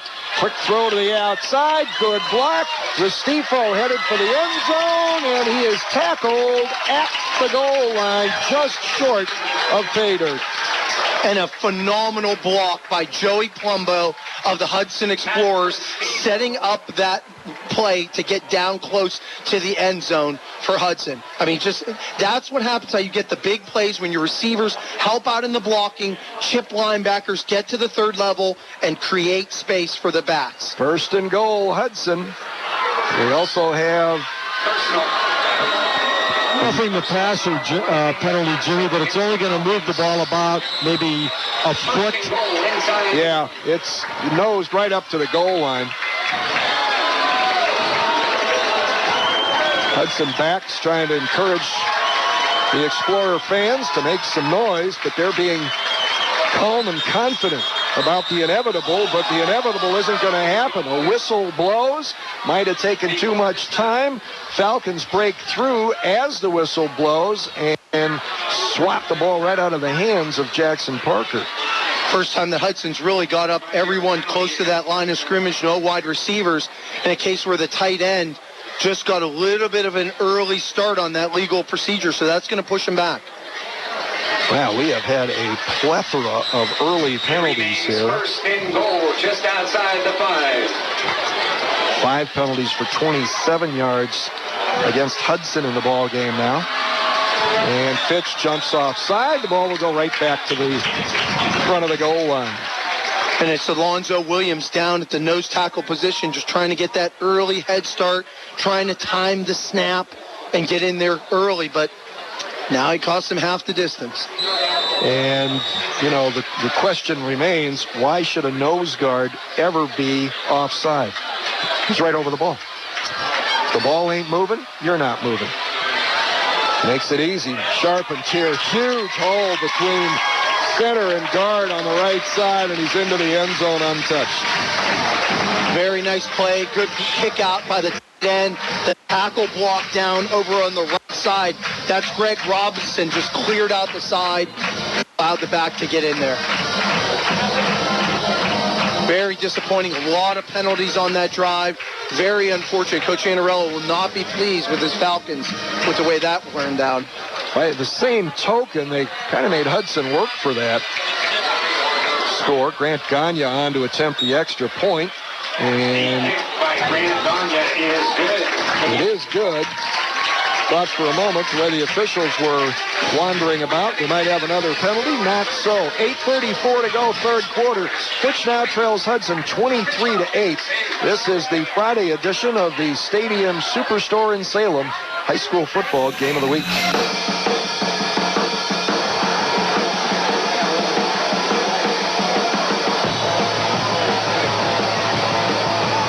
It's time for another Haas Auto Group scoring drive summary. After a wait a minute, let's take that back. That wound up being a 66-yard drive, 6 plays, 1 minute and 49 seconds off the clock. 1 yard easy run for Joe Charpentier to get the score. A couple of big pass plays, including a nice third down conversion for Hudson. And that is the Haas Auto Group scoring drive summary. The Haas Auto Group has a huge selection of used vehicles. See for yourself on Route 224, just east of Route 11, or online at hausautogroup.com. And we are ready for the latest kickoff. It is banged on a line up the middle, scooped up on the bounce by Jalen Sanders at about the 3, and that missed timing is going to clog things up. That's the shortest return of the night, only about 12 yards for Sanders, and Fitch will start from its own 15. And to couple the problem, the poor field position, beginning with about the middle of the second quarter, and now here early into the third, in the entire first half, the Falcons really were blessed with some great starting field position, and it has been pretty bad. And you take a poor offensive showing here early on, coupled with bad field position, and it is a recipe for disaster. You might win a gift card worth $100 by entering the 50-50 drawing at a 570 WKBN high school football local broadcast location this season, presented by Sheetz Convenience Stores, where you always find the state-mandated lowest prices on your favorite beverages.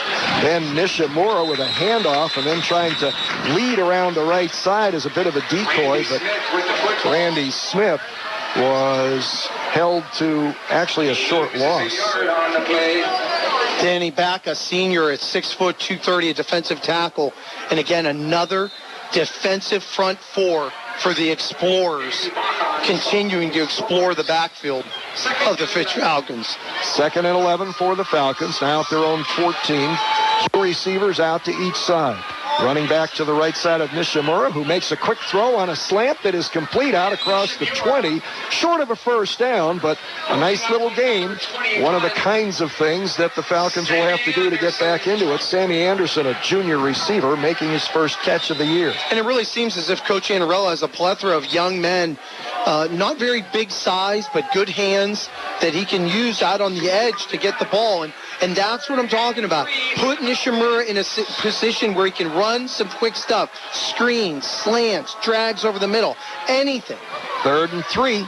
Nishimura, quick throw to the outside, and it's just off the fingertips of his intended receiver. Again, it was Sammy Anderson. Ball was actually thrown a little behind him and had a lot of pace. And you hit it right there, Jim. It's a case where Nishimura didn't set his feet very well.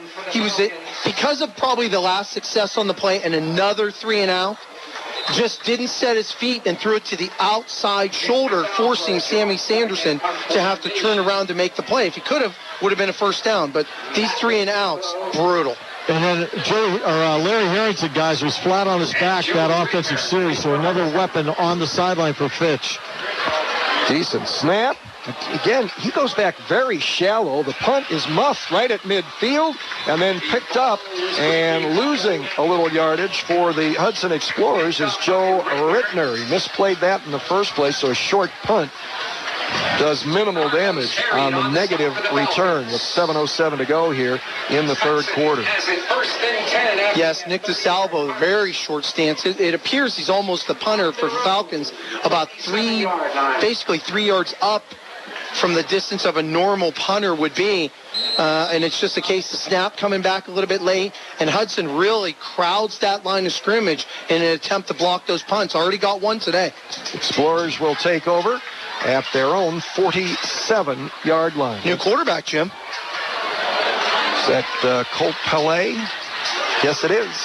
Hands it off, and no running room through the left side of the line there.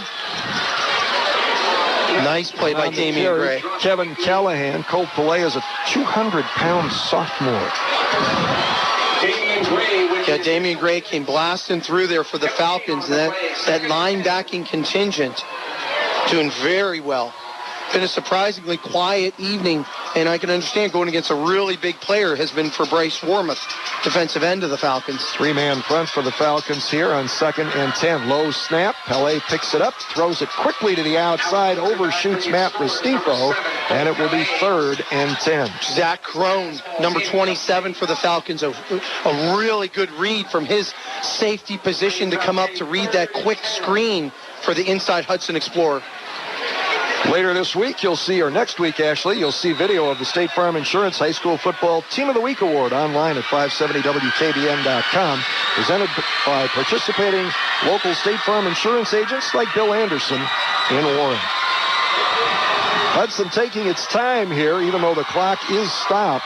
The play clock is not. They have one here at Fitch, and it's down to 6 seconds.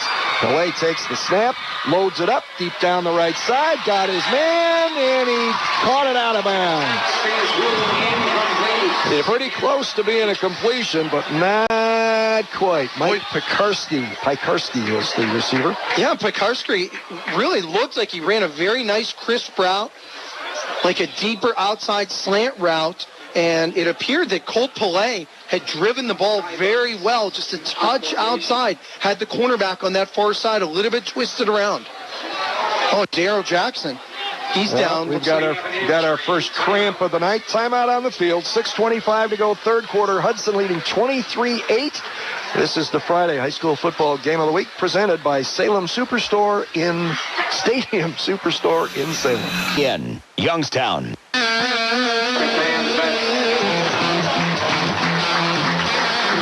Well, Daryl Jackson limps off the field for the Fitch Falcons. Falcons tonight wearing their red jerseys, white numbers, dark blue trim, dark blue helmets, white pants. Hudson in white jerseys with dark blue numbering and lettering and an almost imperceptible lighter kind of teal color in trim, wearing a grayish silver pants. Punt coming. It is very high Fair catch called for, and Sanders makes it, drops it, and covers it at about the 13-yard line. Really nice long snap, almost no rush to speak of for the Falcons, and it really allowed the punter of Hudson to kind of step in unabated and kind of drive that ball high. Hey guys, I was watching on the sideline that last offensive series for Hudson. Jackson Parker had his helmet off, but looked like he was just kind of relaxing. So maybe they brought Court Pillay in for a couple of series just to give Jackson Parker a little bit of a rest. It does not look like he's hurt or injured. Well, they've got the luxury of a lead, a 15-point lead against a team that has shown no offense. One first down, and that was on a single 41-yard touchdown play. No other first downs tonight for the Fitch Falcons. Ben Nishimura remains at quarterback. Sanders goes in motion to the right. Handoff to Lawrence Harrington, who's back in the ball game. Finds a little running room up the middle. Pushes off one of his blockers and slides to the right to get out close to the 20-yard line. And obviously, when you go years of having Antoine Harris back there, being able to run your system, and you can rely so much on him and his skill set, it's hard to develop other types of passers as that goes when you have that many years starter back there. Now we have another Falcon down, and we are at exactly the midpoint of the third quarter. 6 minutes to play, and the Falcons now are struggling keeping their players on their feet. The A&M Total Restoration presents our post-game show all season long here on 570 WKBN. For commercial, residential, or industrial projects, it's A&M Total Restoration at 330-507-6220. That's Larry Harrington down, Jim. It looks like he's cramping up, as you mentioned again. So the medical staff working on that calf. All right, well, this is where things went south on us at Columbiana last night, because the game was moving pretty quick in the first half, and when we got off the air for a 7 o'clock kickoff, I looked down at my watch, and it was 20 after 10. We lost a lot of time to injuries, passing plays, timeouts. And right now, I'll suffer through last night anytime, buddy. Yeah, last night was all good. I'll take that. I'll take that drama. If you did not get a chance to hear the game or read about it or see any highlights, it was a marvelous piece of entertainment. First half was a little sluggish. First half sloppiness and mental errors that you might expect in a season opener. Second half, both teams came out full bore. Columbiana, or Western Reserve, actually built a 2-touchdown lead. Columbiana wiped that out to get the lead, and then it was back and forth, and Columbiana finally driving to a score in the final minute and 20 seconds after getting possession of the football and winning the ball game 44-37. And how about the shootout they had in Girard last night with Niles and Girard? Wow. Another freshman quarterback starting for Girard. Here we go. It is a 2nd and 5 for the Falcons. This is going to be a run to the outside and a Falcon first down. A sweep to the left by Randy Smith. Wow, able to get a first down and somehow give that defense a little bit of a break from not having to run back out there. That's out at the 33-yard line. Is that, check it, that's the, 34-yard line, actually. That was a 15-yard pickup. Quick throw to the outside from Nishimura to Sanders, who slips and falls trying to make a cut near the line of scrimmage. See, and that's one of the plays where Jalen Sanders tried to put the brakes on. Just fall forward, gain an extra couple yards. Sometimes it's just not worth it to try and get the extra yards. Just scoot forward, do the best you can. But that's what I'm talking about. Try and put your quarterbacks in a position where they can be successful. Getting your start, not even a start, getting thrust into some action midway through the second quarter. Just throw out some screen passes. Get it to the skill position players. All right, that was about a 4-yard pickup. The original line of scrimmage was the 28. Nishimura rolls to the left. He's got nowhere to go. Jake Callahan John Callahan, inside linebacker, picks him up and buries him. I mean, a picture-perfect tackle, read the roll to the wide side of the field, and just a perfect wrap, driving his head in and then wrapping up the legs. Really nice play by Callahan of the Explorers. Takes the ball back to where things started, almost. It's just such a struggle. 19. I mean, it's almost painful to watch, the offense, their inability to move it. And they're going to try and run it out of there. Nothing doing. Penalty flag flies as the ball carrier crosses the 25. Randy Smith. Penalty flag thrown. That might be a face mask. Yeah, we'll see. If it is, it'll be a first down, unless it's the unintentional. It's the 5-yard variety.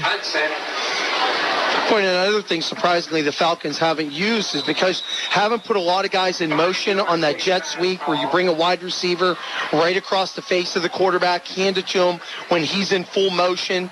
There's just other things you're going to have to try to utilize because you've got the speed, you've got the skill set of the guys. You just don't have guys that could drive block. Penalty. Takes it to the 32. Nishimura, great arm, way overthrows everybody. He's not a big guy, but he really aired it up down the right sideline, intended for Jalen Sanders, but way overthrown. Yeah, and a nice play by Sean Edmonds, the wide side cornerback, just really read the play early, kept downfield, stayed deeper than Jalen Sanders, and even though the ball was well overthrown, he did have good coverage on it. All right, so despite getting the first down, a sack kills the Falcons' forward advance, and they'll be forced to punt yet again. And away it goes. Not a terribly good one this time. Line drive scooped up right off the shoe tops at the 40, and then giving ground and losing 5 yards on that return was Joe Rittner, and he has not been nearly as effective as his return partner back there, Matt Restifo. Boy, super coverage that time by Shane Kunovich, coming down on kick coverage, and the punt coverage has been much, much better here for the Falcons, and they've had plenty of opportunities to work on that punt coverage. There is a timeout on the field, 3:45 to go, third quarter. Falcons trail 23-8 on 570 WKBN. Let's zoom down to the field for an Armstrong sideline report. Len tells us how this unexpected timeout came to be.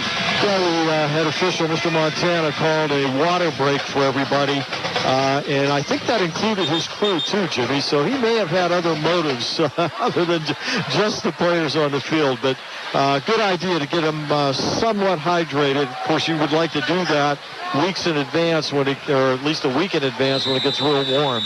Jim? All right, Hudson starting from its own 36-yard line, leading 23-8. Little delay handoff and pounding into the middle and getting nothing. Running into 4 Fitch ball carriers was Kevin Callahan. And in truth, it really seems as if the excitement level here for a lot of the players and really the crowd here has really kind of died down a lot since the way that this has started to play out with the ineptitude of the Falcon offense a little bit. Not a lot of emotion going on out there. Second down, 9. Parker takes a knee-high snap, retreats a step, throws it out onto the flat. I think that's Restifo out there. And again, the Falcons all over it. Hooking up with Matt Restifo. You can tell. I mean, when Coach Iannarella said they're going to put the best 11 on defense, I mean, Zach Crone, really nice play for the Falcons. Getting out, reading that inside screen, driving through the blocker, and making the tackle on that. Great play by Crone. Lose a yard, back to where they started. It's 3rd and 10 from the 36. Working the right hash and working right to left toward the tennis courts, or the new video board here at Falcon Stadium. Low snap, rolls away, picked up in the backfield, and that'll be a loss. That's another bad snap. Kevin Callahan actually got the deflected snap that got away from Jackson Parker and tried to make something happen, winds up losing 2 yards. Boy, Jim, if there's one thing Coach Wright, I imagine, is not going to be really pleased with, is the way that center snap has come back. That's about at every bit of the 10th misnomer on that, where they've struggled getting that ball back. I mean, basic stuff. I mean, just getting the ball back to center where he could be successful. Didn't notice, but if Nate Slater is the center, but if he is, he's a freshman. Punt goes high and out of bounds to the right, back inside the 35-yard line. 1:53 left here in the third quarter as the Falcons get the ball back or not. Maybe a penalty marker down. Teams walking back toward the line of scrimmage. The punt went out of bounds at the Fitch 35. Now the platoons will change. Legal procedure, decline. Falcons going to get the ball here. At their own 35 with 1:53 to play in the third quarter. Trailing 23-8. Yeah, maybe go to split backs. Try a wide receiver end around. Try a trick play. Try a jet sweep, which is just the wide receivers running across and being handed off. Try something to get out to the perimeter, because that's where you're going to have your success. Yeah, you're not going to have much luck attacking the Hudson defensive front, which is just as stout as its offensive front. Nishimura takes the snap and throws it through the arms of Jalen Sanders. Ball thrown behind Sanders. Nishimura, not a big guy, but shows a really strong arm right now. Needs some touch. Yeah, a little bit behind. We've seen him have almost starting to force his throws a little bit. And we talk about deciding where you want to throw the ball well beforehand and then just kind of driving it in. But that time, I mean, you got to have a little bit of accuracy to let those guys be successful. You know, kudos go to this Hudson defense, though. They've played very, very well. That front four has been crazy good. Well, they've been able to come up with a big play whenever Fitch kind of probes successfully. There's a run to the right with little success by Randy Smith. Smith is 5'6", a little under 150 pounds, and a very late flag way up in the air where somebody's going to get called for either unsportsmanlike conduct or a personal foul. And for the Falcons, tackle Jovette Rodriguez was being escorted back to the fifth side of the field. Jim, I got to tell you what, he threw a punch and actually punched a Hudson player. I believe they're going to eject him. That was not a very smart play by Rodriguez. Well, Jeremy Dorbish, a junior, will be the next man up, according to what we were told.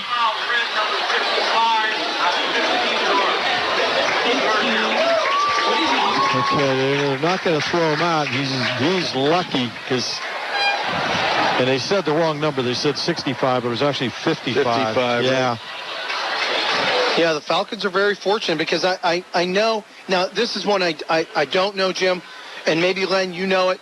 I don't know if it's like basketball, whereas if you're ejected for the next game also. That's correct. That is correct. You're suspended for the OHSA for the next game. So that would have been a huge blow for the Falcons.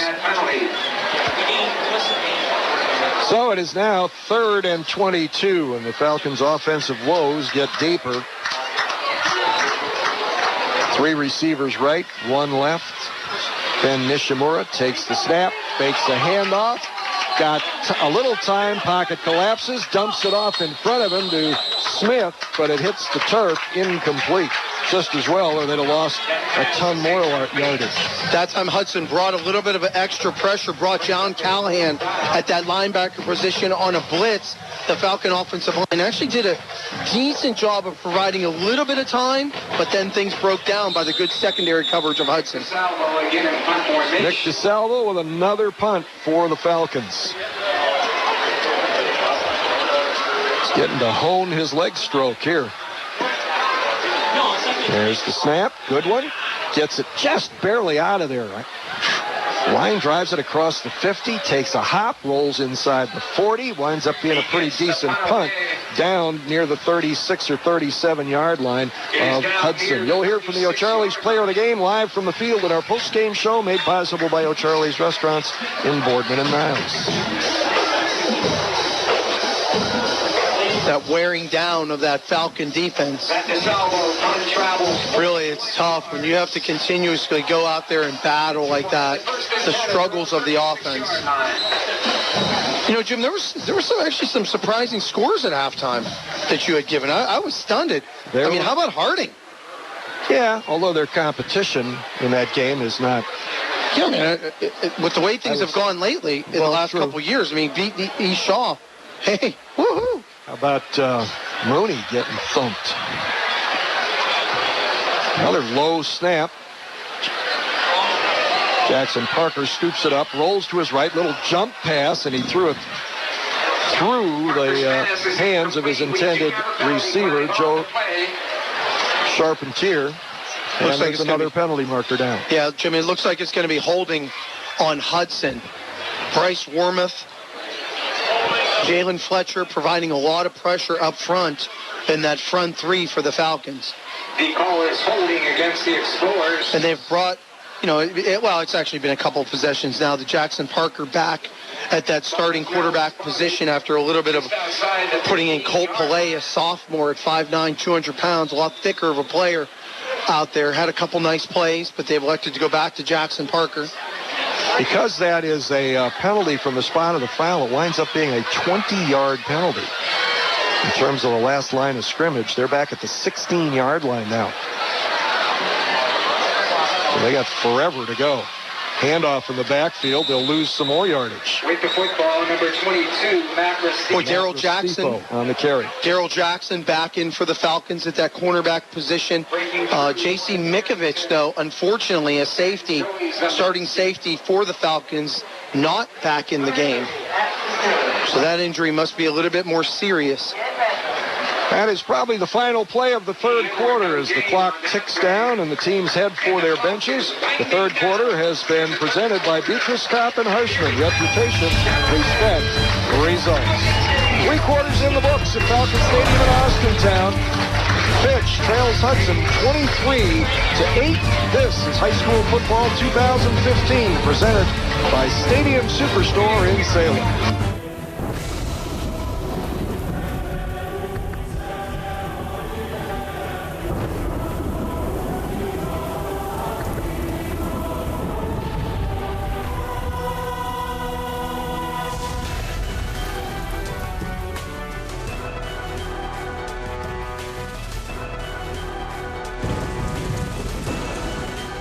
Armstrong, one wire, infinite possibilities.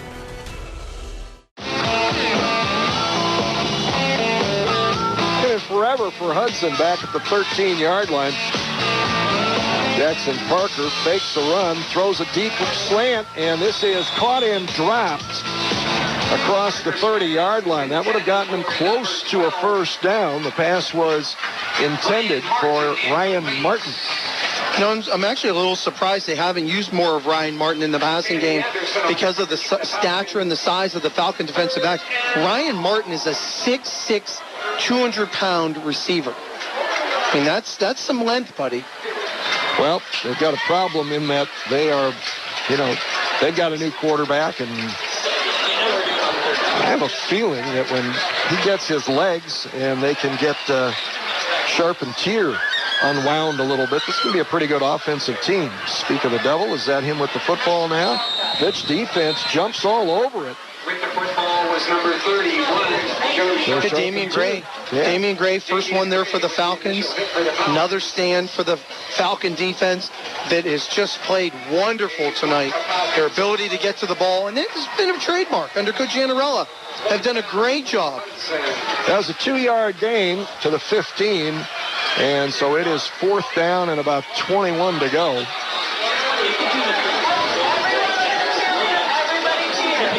Punt coming from around the 5-yard line. Nice spiral to the near side. Nobody home. It'll take a huge Hudson bounce and roll dead at about the Fitch 31-yard line. 11:06 to play. Falcons getting the ball down by 15 on 570 WKBN. Falcons take over at their own 31-yard line. Ben Nishimura remains in at quarterback. He's got a running back to either side of him. And he gives it off to Jalen Sanders, trying to go wide right. Gets to the edge. No corner there to turn. He's kind of rolled forward on the tackle, and that got him back to the line of scrimmage. Ran out of bounds by a Hudson. Super job by Anthony Donatelli to really string out that play. Keep lateral, parallel with that line of scrimmage, and just keep riding it out, forcing him to get out of bounds. I mean, he came all the way from the back side of the play because he was the wide side linebacker. Came all the way across the field to make that play. They're going to give him a 1-yard gain on that, so it'll be 2nd down and 9 from the 32. Trips to the left. The inside receivers are one behind the other. Quick handoff, and now a bounce outside to the left. Randy Smith, nice cut at the 35, but he ran into some traffic before he could get to the 40. Good run, though, by Randy Smith. Yeah, no, you hit it there, Jim. I liked what he did because he started to get to the outside, and that one cut up inside gained an extra 3 yards for the Falcons. He picked up 6. And it's a 3rd and 3 at their own 38. Falcons with just 2 first downs tonight. They got it on a 41-yard touchdown play in the first, and they got 1 on their last possession here in the second half before a huge sack ruined their progress. Sanders in motion to the short side of the field. Handoff fake to Smith, and Nishimura tries to take it straight ahead, and he's smothered maybe for a 1-yard loss, and another punt coming up. Wow. Shane. Hit immediately by number 45. Chris Mauder, safety position, came up to make the play. That time for the Falcons, read it the entire way, and it has just been, I mean, to say it's been a struggle offensively would be doing a monumental disjustice to what this offense has been tonight.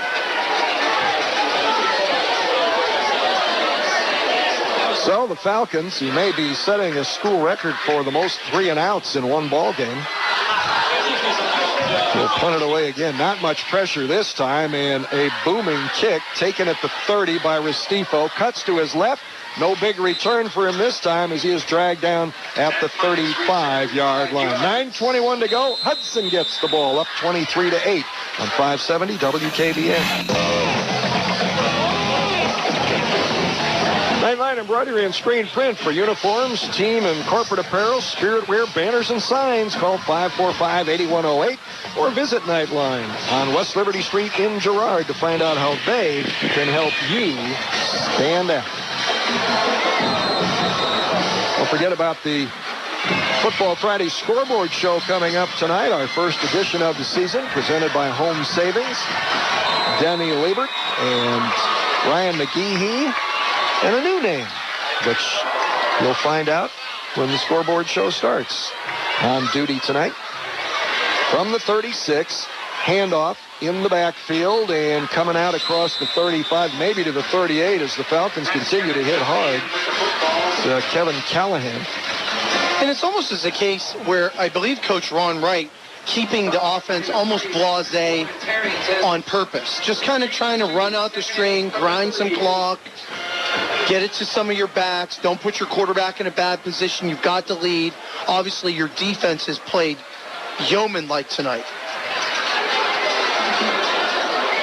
2-yard pickup, 2nd and 8. Fake handoff. Parker rolls to the right, finds his receiver underneath, and coming up the near side and being bumped out of bounds near the Fitch 40-yard line is Joey Palumbo. And we have a penalty marker on the far side of the field. Illegal man downfield. Illegal man downfield. Yeah. Very unfortunate. Very nice play, though. Yep. Again, that drag route from Joey Palumbo. We saw them run that about in the second quarter where it delays a little bit as the quarterback rolls out, and then they bring him underneath, clear out the linebackers with the other wide receivers, and then he's basically running with no one there. St. Ignatius has made a living running those underneath drag routes, and the quarterbacks have been fearless enough to continue to throw that underneath them linebackers and let them be successful.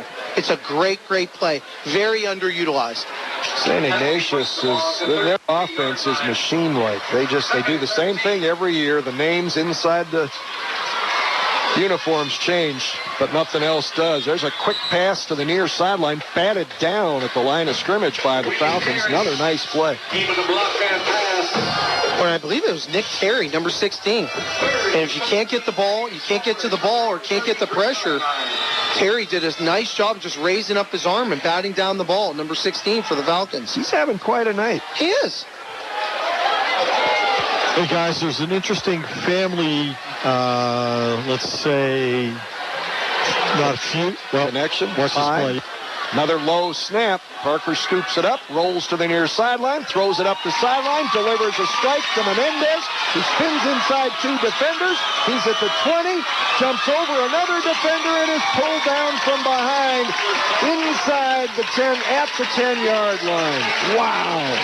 Really nice play by Jackson Parker, buying time, but the thing that was really great about it, and we say it all the time, if your quarterback is in trouble, come back to him. And Menendez came back to the ball, didn't just squat down, continued to come back to get the ball. Very nice. 57-yard pickup to the Fitch 10. And we are going to get what? A flag? The Falcons were offside, Jimmy. So it'll be first and goal from the 5. What was the story you were going to tell? Yeah, it has to do with the bands. Both bands here, fantastic. Hudson band, Fitch band. Wes O'Connor, the band director, is that of Fitch. Well, his sister-in-law is the band director at Hudson. They had a little thing going. Who was going to perform the best? All right, there's a handoff. Oh, no, it wasn't. Good ball fake. Parker keeping the ball, but being dragged down for very little gain. Another guy that's having a pretty good night on defense, Tyler Price. I got to tell you, there's been quite a few young men on the Falcons that have had a nice night, making a lot of nice sound tackles. So it is second and goal from the 5. There's a quick slant to the end zone. Restifo reaches up and makes the catch. Well thrown by Jackson Parker. Restifo just cut in front. The linebacker bit on the inside play action. And what had happened, the receiver just ran a simple slant right in front. The cornerback didn't get inside position, and Restifo went up and brought it down with his hands. Nice play by Restifo and the quarterback. Well, Hudson looks like it's going to go home with happy fans, happy players, and happy coaches. They run that extra point shift. Grant Gagne to attempt the extra point. On the way. And good. 7:12 left. Hudson in charge now, leading Fitch 30-8 on 570 WKBN. Begins at 1 p.m., followed by the varsity. 3 p.m., that's Falcons soccer. Boys. Afternoon here at Falcons Stadium. And a reminder to Falcons. Our Haas Auto Group scoring drive summary. Hudson goes 64 yards in 5 plays. A 57-yard scrambling pass and run was the big play in the drive, which took 2 minutes and 9 seconds. A 5-yard quick slant toss from Jackson Parker to Matt Restifo for the score. That's the Haas Auto Group scoring drive summary. Haas Auto Group has a vehicle for every budget. See for yourself online at hausautogroup.com. We're in person on Route 224, just west of the Ohio Turnpike overpass. Hey, Jim, I got a sneaky feeling that the iHeartMedia radio stations, I'm going to go out on a limb in week 1 and say this is probably not the last time that an iHeartMedia radio station is going to cover the Hudson Explorers this year. You think? I do. They're in Division II now. This kickoff for the first time reaches the end zone. They've been close earlier in the evening, but that one sent Sanders about 2 yards deep. Nightline embroidery and screen print will customize just about anything with your logos or artwork. Let Nightline produce something original for your school, organization, or business. See for yourself at Nightline on West Liberty Street, Girard. And by the way, our official Fitch sponsor this season is Quality Pet Markets. And the reason I say that, Jim, is because Now with the way the OHSAA realigned things because of the STEM schools and the way they did enrollment, Warren Harding dropped down to Division II, and Stevie Arnold has, quite a few returning starters, and with Lynn Bowden back, they're both in Division II in that same region. All right, on first down, Fitch will go to the run. Randy Smith spins through the middle of the line out to the 25. So the Falcons right now just trying to work on some basic offense and try and maybe build a little confidence, little timing, get a little rhythm together, if you will. Stop made by Nick Tench, 2nd and 5. Ball just short of the 25-yard line, actually nosed up. 2 receivers wide left, 1 to the right. Running back to the left of Nishimura. That's Smith. Gets the ball again, and this time that hole closes quickly from the outside, and Smith falls forward to the 27, bringing up 3rd and 3. Again, the struggles continue a little bit. And as you had mentioned earlier, Jim, this has to be really an all-time for punt for 3 and outs. I don't think I've got enough battery life here to calculate the number they've actually had. And it's tough because I just don't know how you change the facets of what you have up front to work with and the inexperience you have at quarterback. Yeah, they're playing a pretty good football team. Nishimura straight ahead this time, and he's going to nose it across the 30 for the 3rd Falcon first down of the night.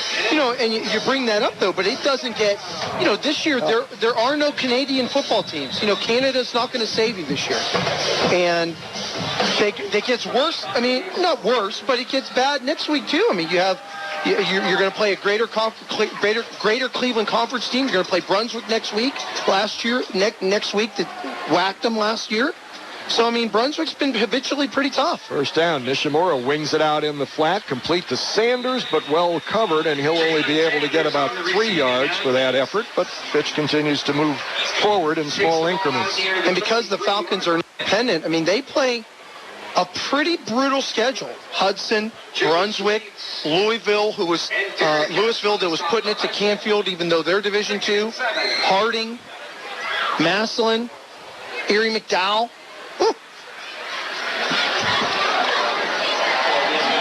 Yeah, I guess you get good by playing good folks. You do. This is a young team, so they'll certainly gain from the experience. Nishimura, quick roll to the left, quick throw, tipped, and then through the hands of Earl Scott, incomplete, and nearly intercepted after it went off his fingertips. So it'll be 3rd and 7. I mean, that's the unfortunate part, though, because the wheels start to fall off a little bit, and that's a case that Earl Scott, your quarterback, you need to help him a little bit. That's a case that Earl Scott could have clearly made that catch. It's just a little case of the dropsies. So 3rd and 7 from the 33. The DeBartolo Corporation is once again sponsoring our Scholar Athlete of the Week Award. The first selection will be posted on the high school sports webpage at 570WKBN.com in mid-September. There's another quick throw, and it whistled right past the intended receiver, Carlos Harriet, and it's 4th down again. Well, and the other unfortunate part is even though they have good skill position players, there's no one like a Joey Harrington that's just, basically a track star on Youngstown State, on the Youngstown State track team. So, I mean, that's a tough loss. You have game breakers like that. Darren Hall. I mean, the list goes on. Yeah, they were pretty much loaded in the backfield the last couple of years, and not to say that things couldn't get better here, but obviously not starting where you left off. High punt, a wobbler. Not even sure it wasn't possibly deflected. Takes a good bounce for Fitch and will roll dead inside the 40-yard line. 4:39 to play. Another timeout on the field here on 570 WKBN. Hudson starting from its 36, and a handoff. The running back is buried. That was Kevin Callahan taking the handoff from Colt Pellet and getting drilled for a 4-yard loss. But the good thing is that Falcon defense still playing really hard. A lot of the starters still out there. I mean, obviously on both sides. Now, Jackson was on the tackle. We have a flag. Big flag? Odd time to toss that.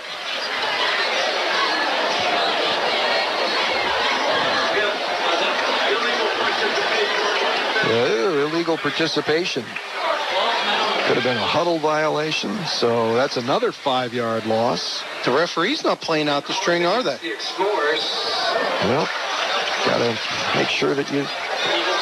There's always somebody watching, buddy. There's always somebody watching. They're being evaluated all the time. Yep. Just outside the 20-yard line. So that puts the ball back at the 21-yard line. Why is that a... Oh. Brings up second down and a lot.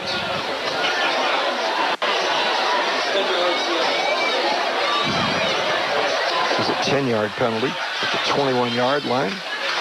It's like a mix-up on a possible handoff, and the quarterback, Pelé, keeping it, trying to fight his way through heavy traffic on the left side, gets a couple, if that.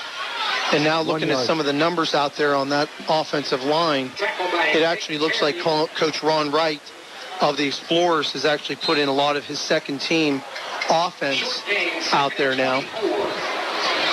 Ball at the 22-yard line. 570 WKBN High School Football webpage includes schedules, scores, standings, award winners, and lots more. See for yourself at 570WKBN.com. Brought to you by TKS Athletics. And what can people look forward to tonight after our broadcast, buddy? Football Friday. You got it. Denny Liebert and his crew. You got it. Don't forget to call in.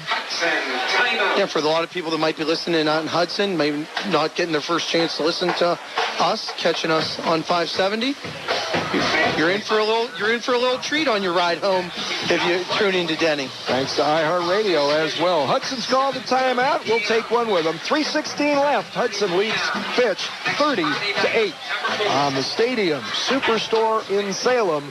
Friday, game of the week.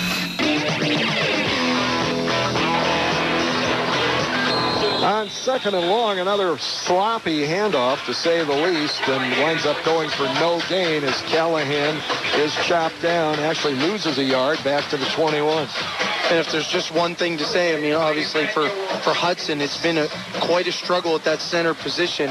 And not so far as blocking, it's been mostly that center snap coming back, just not having that timing quite down yet. And almost 25 yards to go. So it's third and very long for Hudson, an unusual situation for them tonight, the Explorers, but they have very little to be concerned about. Clock ticking down to the 2.5-minute mark, and the Explorers enjoy a 22-point lead.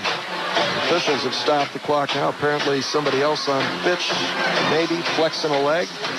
Not sure what's going on now. And Jim, this is a final, and it may surprise some people because it usually doesn't happen to them. Cardinal Mooney lost today to Mount St. Joseph 53-12. Wow. Well, you know, we didn't know that much about Mount St. Joseph except the type of school it was and the area it drew from, and, you know, the fact that it's a big school and all that. So not necessarily reflective of what to expect from Cardinal Mooney playing for a bid in the Division IV playoffs. Now we're going to get yet another timeout, stopping the clock with 2:05 to play. Find out who the O'Charlie's player of the game is and hear him interviewed live on the field in our post-game show, O'Charlie's. Good food, good times. That post-game show is presented by A&M Total Restoration. Hail, wind, or water damage? Call A&M Total Restoration. 330-507-6220. Got a winner of our $100 Sheets gift card tonight here in Austintown, Randy Tharp. Says here, Randy is from Austintown. Congratulations. Randy Tharp had a very good evening for himself there. That's right. Even though the Falcons couldn't give him a whole lot to cheer about tonight, he can go home with a $100 gift card in his pocket. You can do that by entering the 50-50 drawing at one of our broadcast sites. They'll pull 2 tickets. First one gets the cash. Second one gets the gift card. High snap. Pelé grabs it, hands it off to the running back, Callahan, and he spins out across the 25 to the 26. And the young man coming in on the tackle, who's basically made quite a few of them tonight, is number 3, Tyler Price, really played very well, as has that entire defense. I see number 42 is out there, Emmanuel Dawkins, another sophomore, 5'7", getting some opportunity to get with the first-team defense out there. Okay, Hudson with a punt coming up here. Clock ticking now at 90 seconds left in the game. Jalen Sanders standing back at his own 35. Be a nice way to go out tonight if Jalen could come up with a big special teams play. Fitch almost offside, a little bit of a low snap. Great kick. It was just kind of punched, but a spiral driving Sanders back to his 27, cuts to his right, breaks a tackle at the 35, and then is chipped up and goes down hard as he crosses the 40-yard line. And unfortunately, not a really good night. The way the scores were coming in for the Mahoning Valley, with Carter Mooney taking it on that chin a little bit to an out-of-town team. Fitch Falcons struggling against Hudson, obviously. Boardman was visiting Mentor, and that, was pretty ugly at halftime. But Boardman trying to make some progress. Segue alert. Probably the ugliest score of the night was Lucas. They beat Lowellville, believe it or not, by the score of 70-0. Well, Lucas is either very good or Lowellville's doing some rebuilding. Well, you would think the Rockets have been pretty respectable the last couple of years. Well, you would think with that. Honestly, I'd have to the continuous clock. Well, but it was, yeah, that is true. But that only takes effect in the second half, correct? Well, how do you get to 70? Well, it was 62. Yeah. So that's right. You got it. All right, here we go. Playing out the final minute. And a big run around the right side, cutting back up the middle. And getting a first down for the Fitch Falcons is Marquise Barbell. Yeah, he along with Randy Smith, another sophomore, running very well for the Falcons. At the 39-yard line of Hudson, Barbell going to get it again. Runs hard right up the middle inside the 35. Boy, Sean McStay, a freshman out there for Hudson, getting some action. Number 60 almost made the play deep in the backfield for the Explorers. Fitch also using sophomore Major Lee at quarterback. Takes a high snap, fakes the handoff, turns it up, steps inside a tackle, and cuts back to his left, still on his feet. 20, 15, 10, 5, and pulled down at the 4-yard line. Wow, real good closing speed that time by Cole Miller, number 11 of Hudson. The quarterback, Lee, had about a 5-yard gain, and all of a sudden, out of nowhere, Cole Miller came down to close in and make that tackle. That is the second biggest play. In fact, 2 of the last 3 plays have been the third and second longest plays of the night for the Falcons, 21 and 31, and they ripped off 2 more first downs here in the final minute. 16 seconds to play. Timeout has been called. Fitch first and goal at the 3-yard line. Again, But if they score, though, the only thing that really helps is your yearbook in about 20 years when you look back and you see the score that you didn't have single digits. True, but here's the other thing that, the score may not matter as much, but you've gotten some kids out there getting honest-to-goodness game experience. Sure, under the lights on Friday night. Absolutely. It matters. Those couple plays, I can give a guy like Lee, who's the third-string quarterback, or Barbell, a little lift going into practice next week. Roll right, and being pulled down for a short loss. That is Major Lee. And the Falcons have a timeout left if they want to use it to try to get into the end zone. Well, it looks like Shane Van Tel, offensive lineman, getting some extra time for the Falcons. And that will be the ball game. Falcons turned away. Struggle for them on offense tonight. Defense got a little worn down in the second half, and Hudson will go home with a 30-8 Week 1 win over the Fitch Falcons. Stay tuned. Our A&M Total Restoration postgame show is next on 570 WKBN.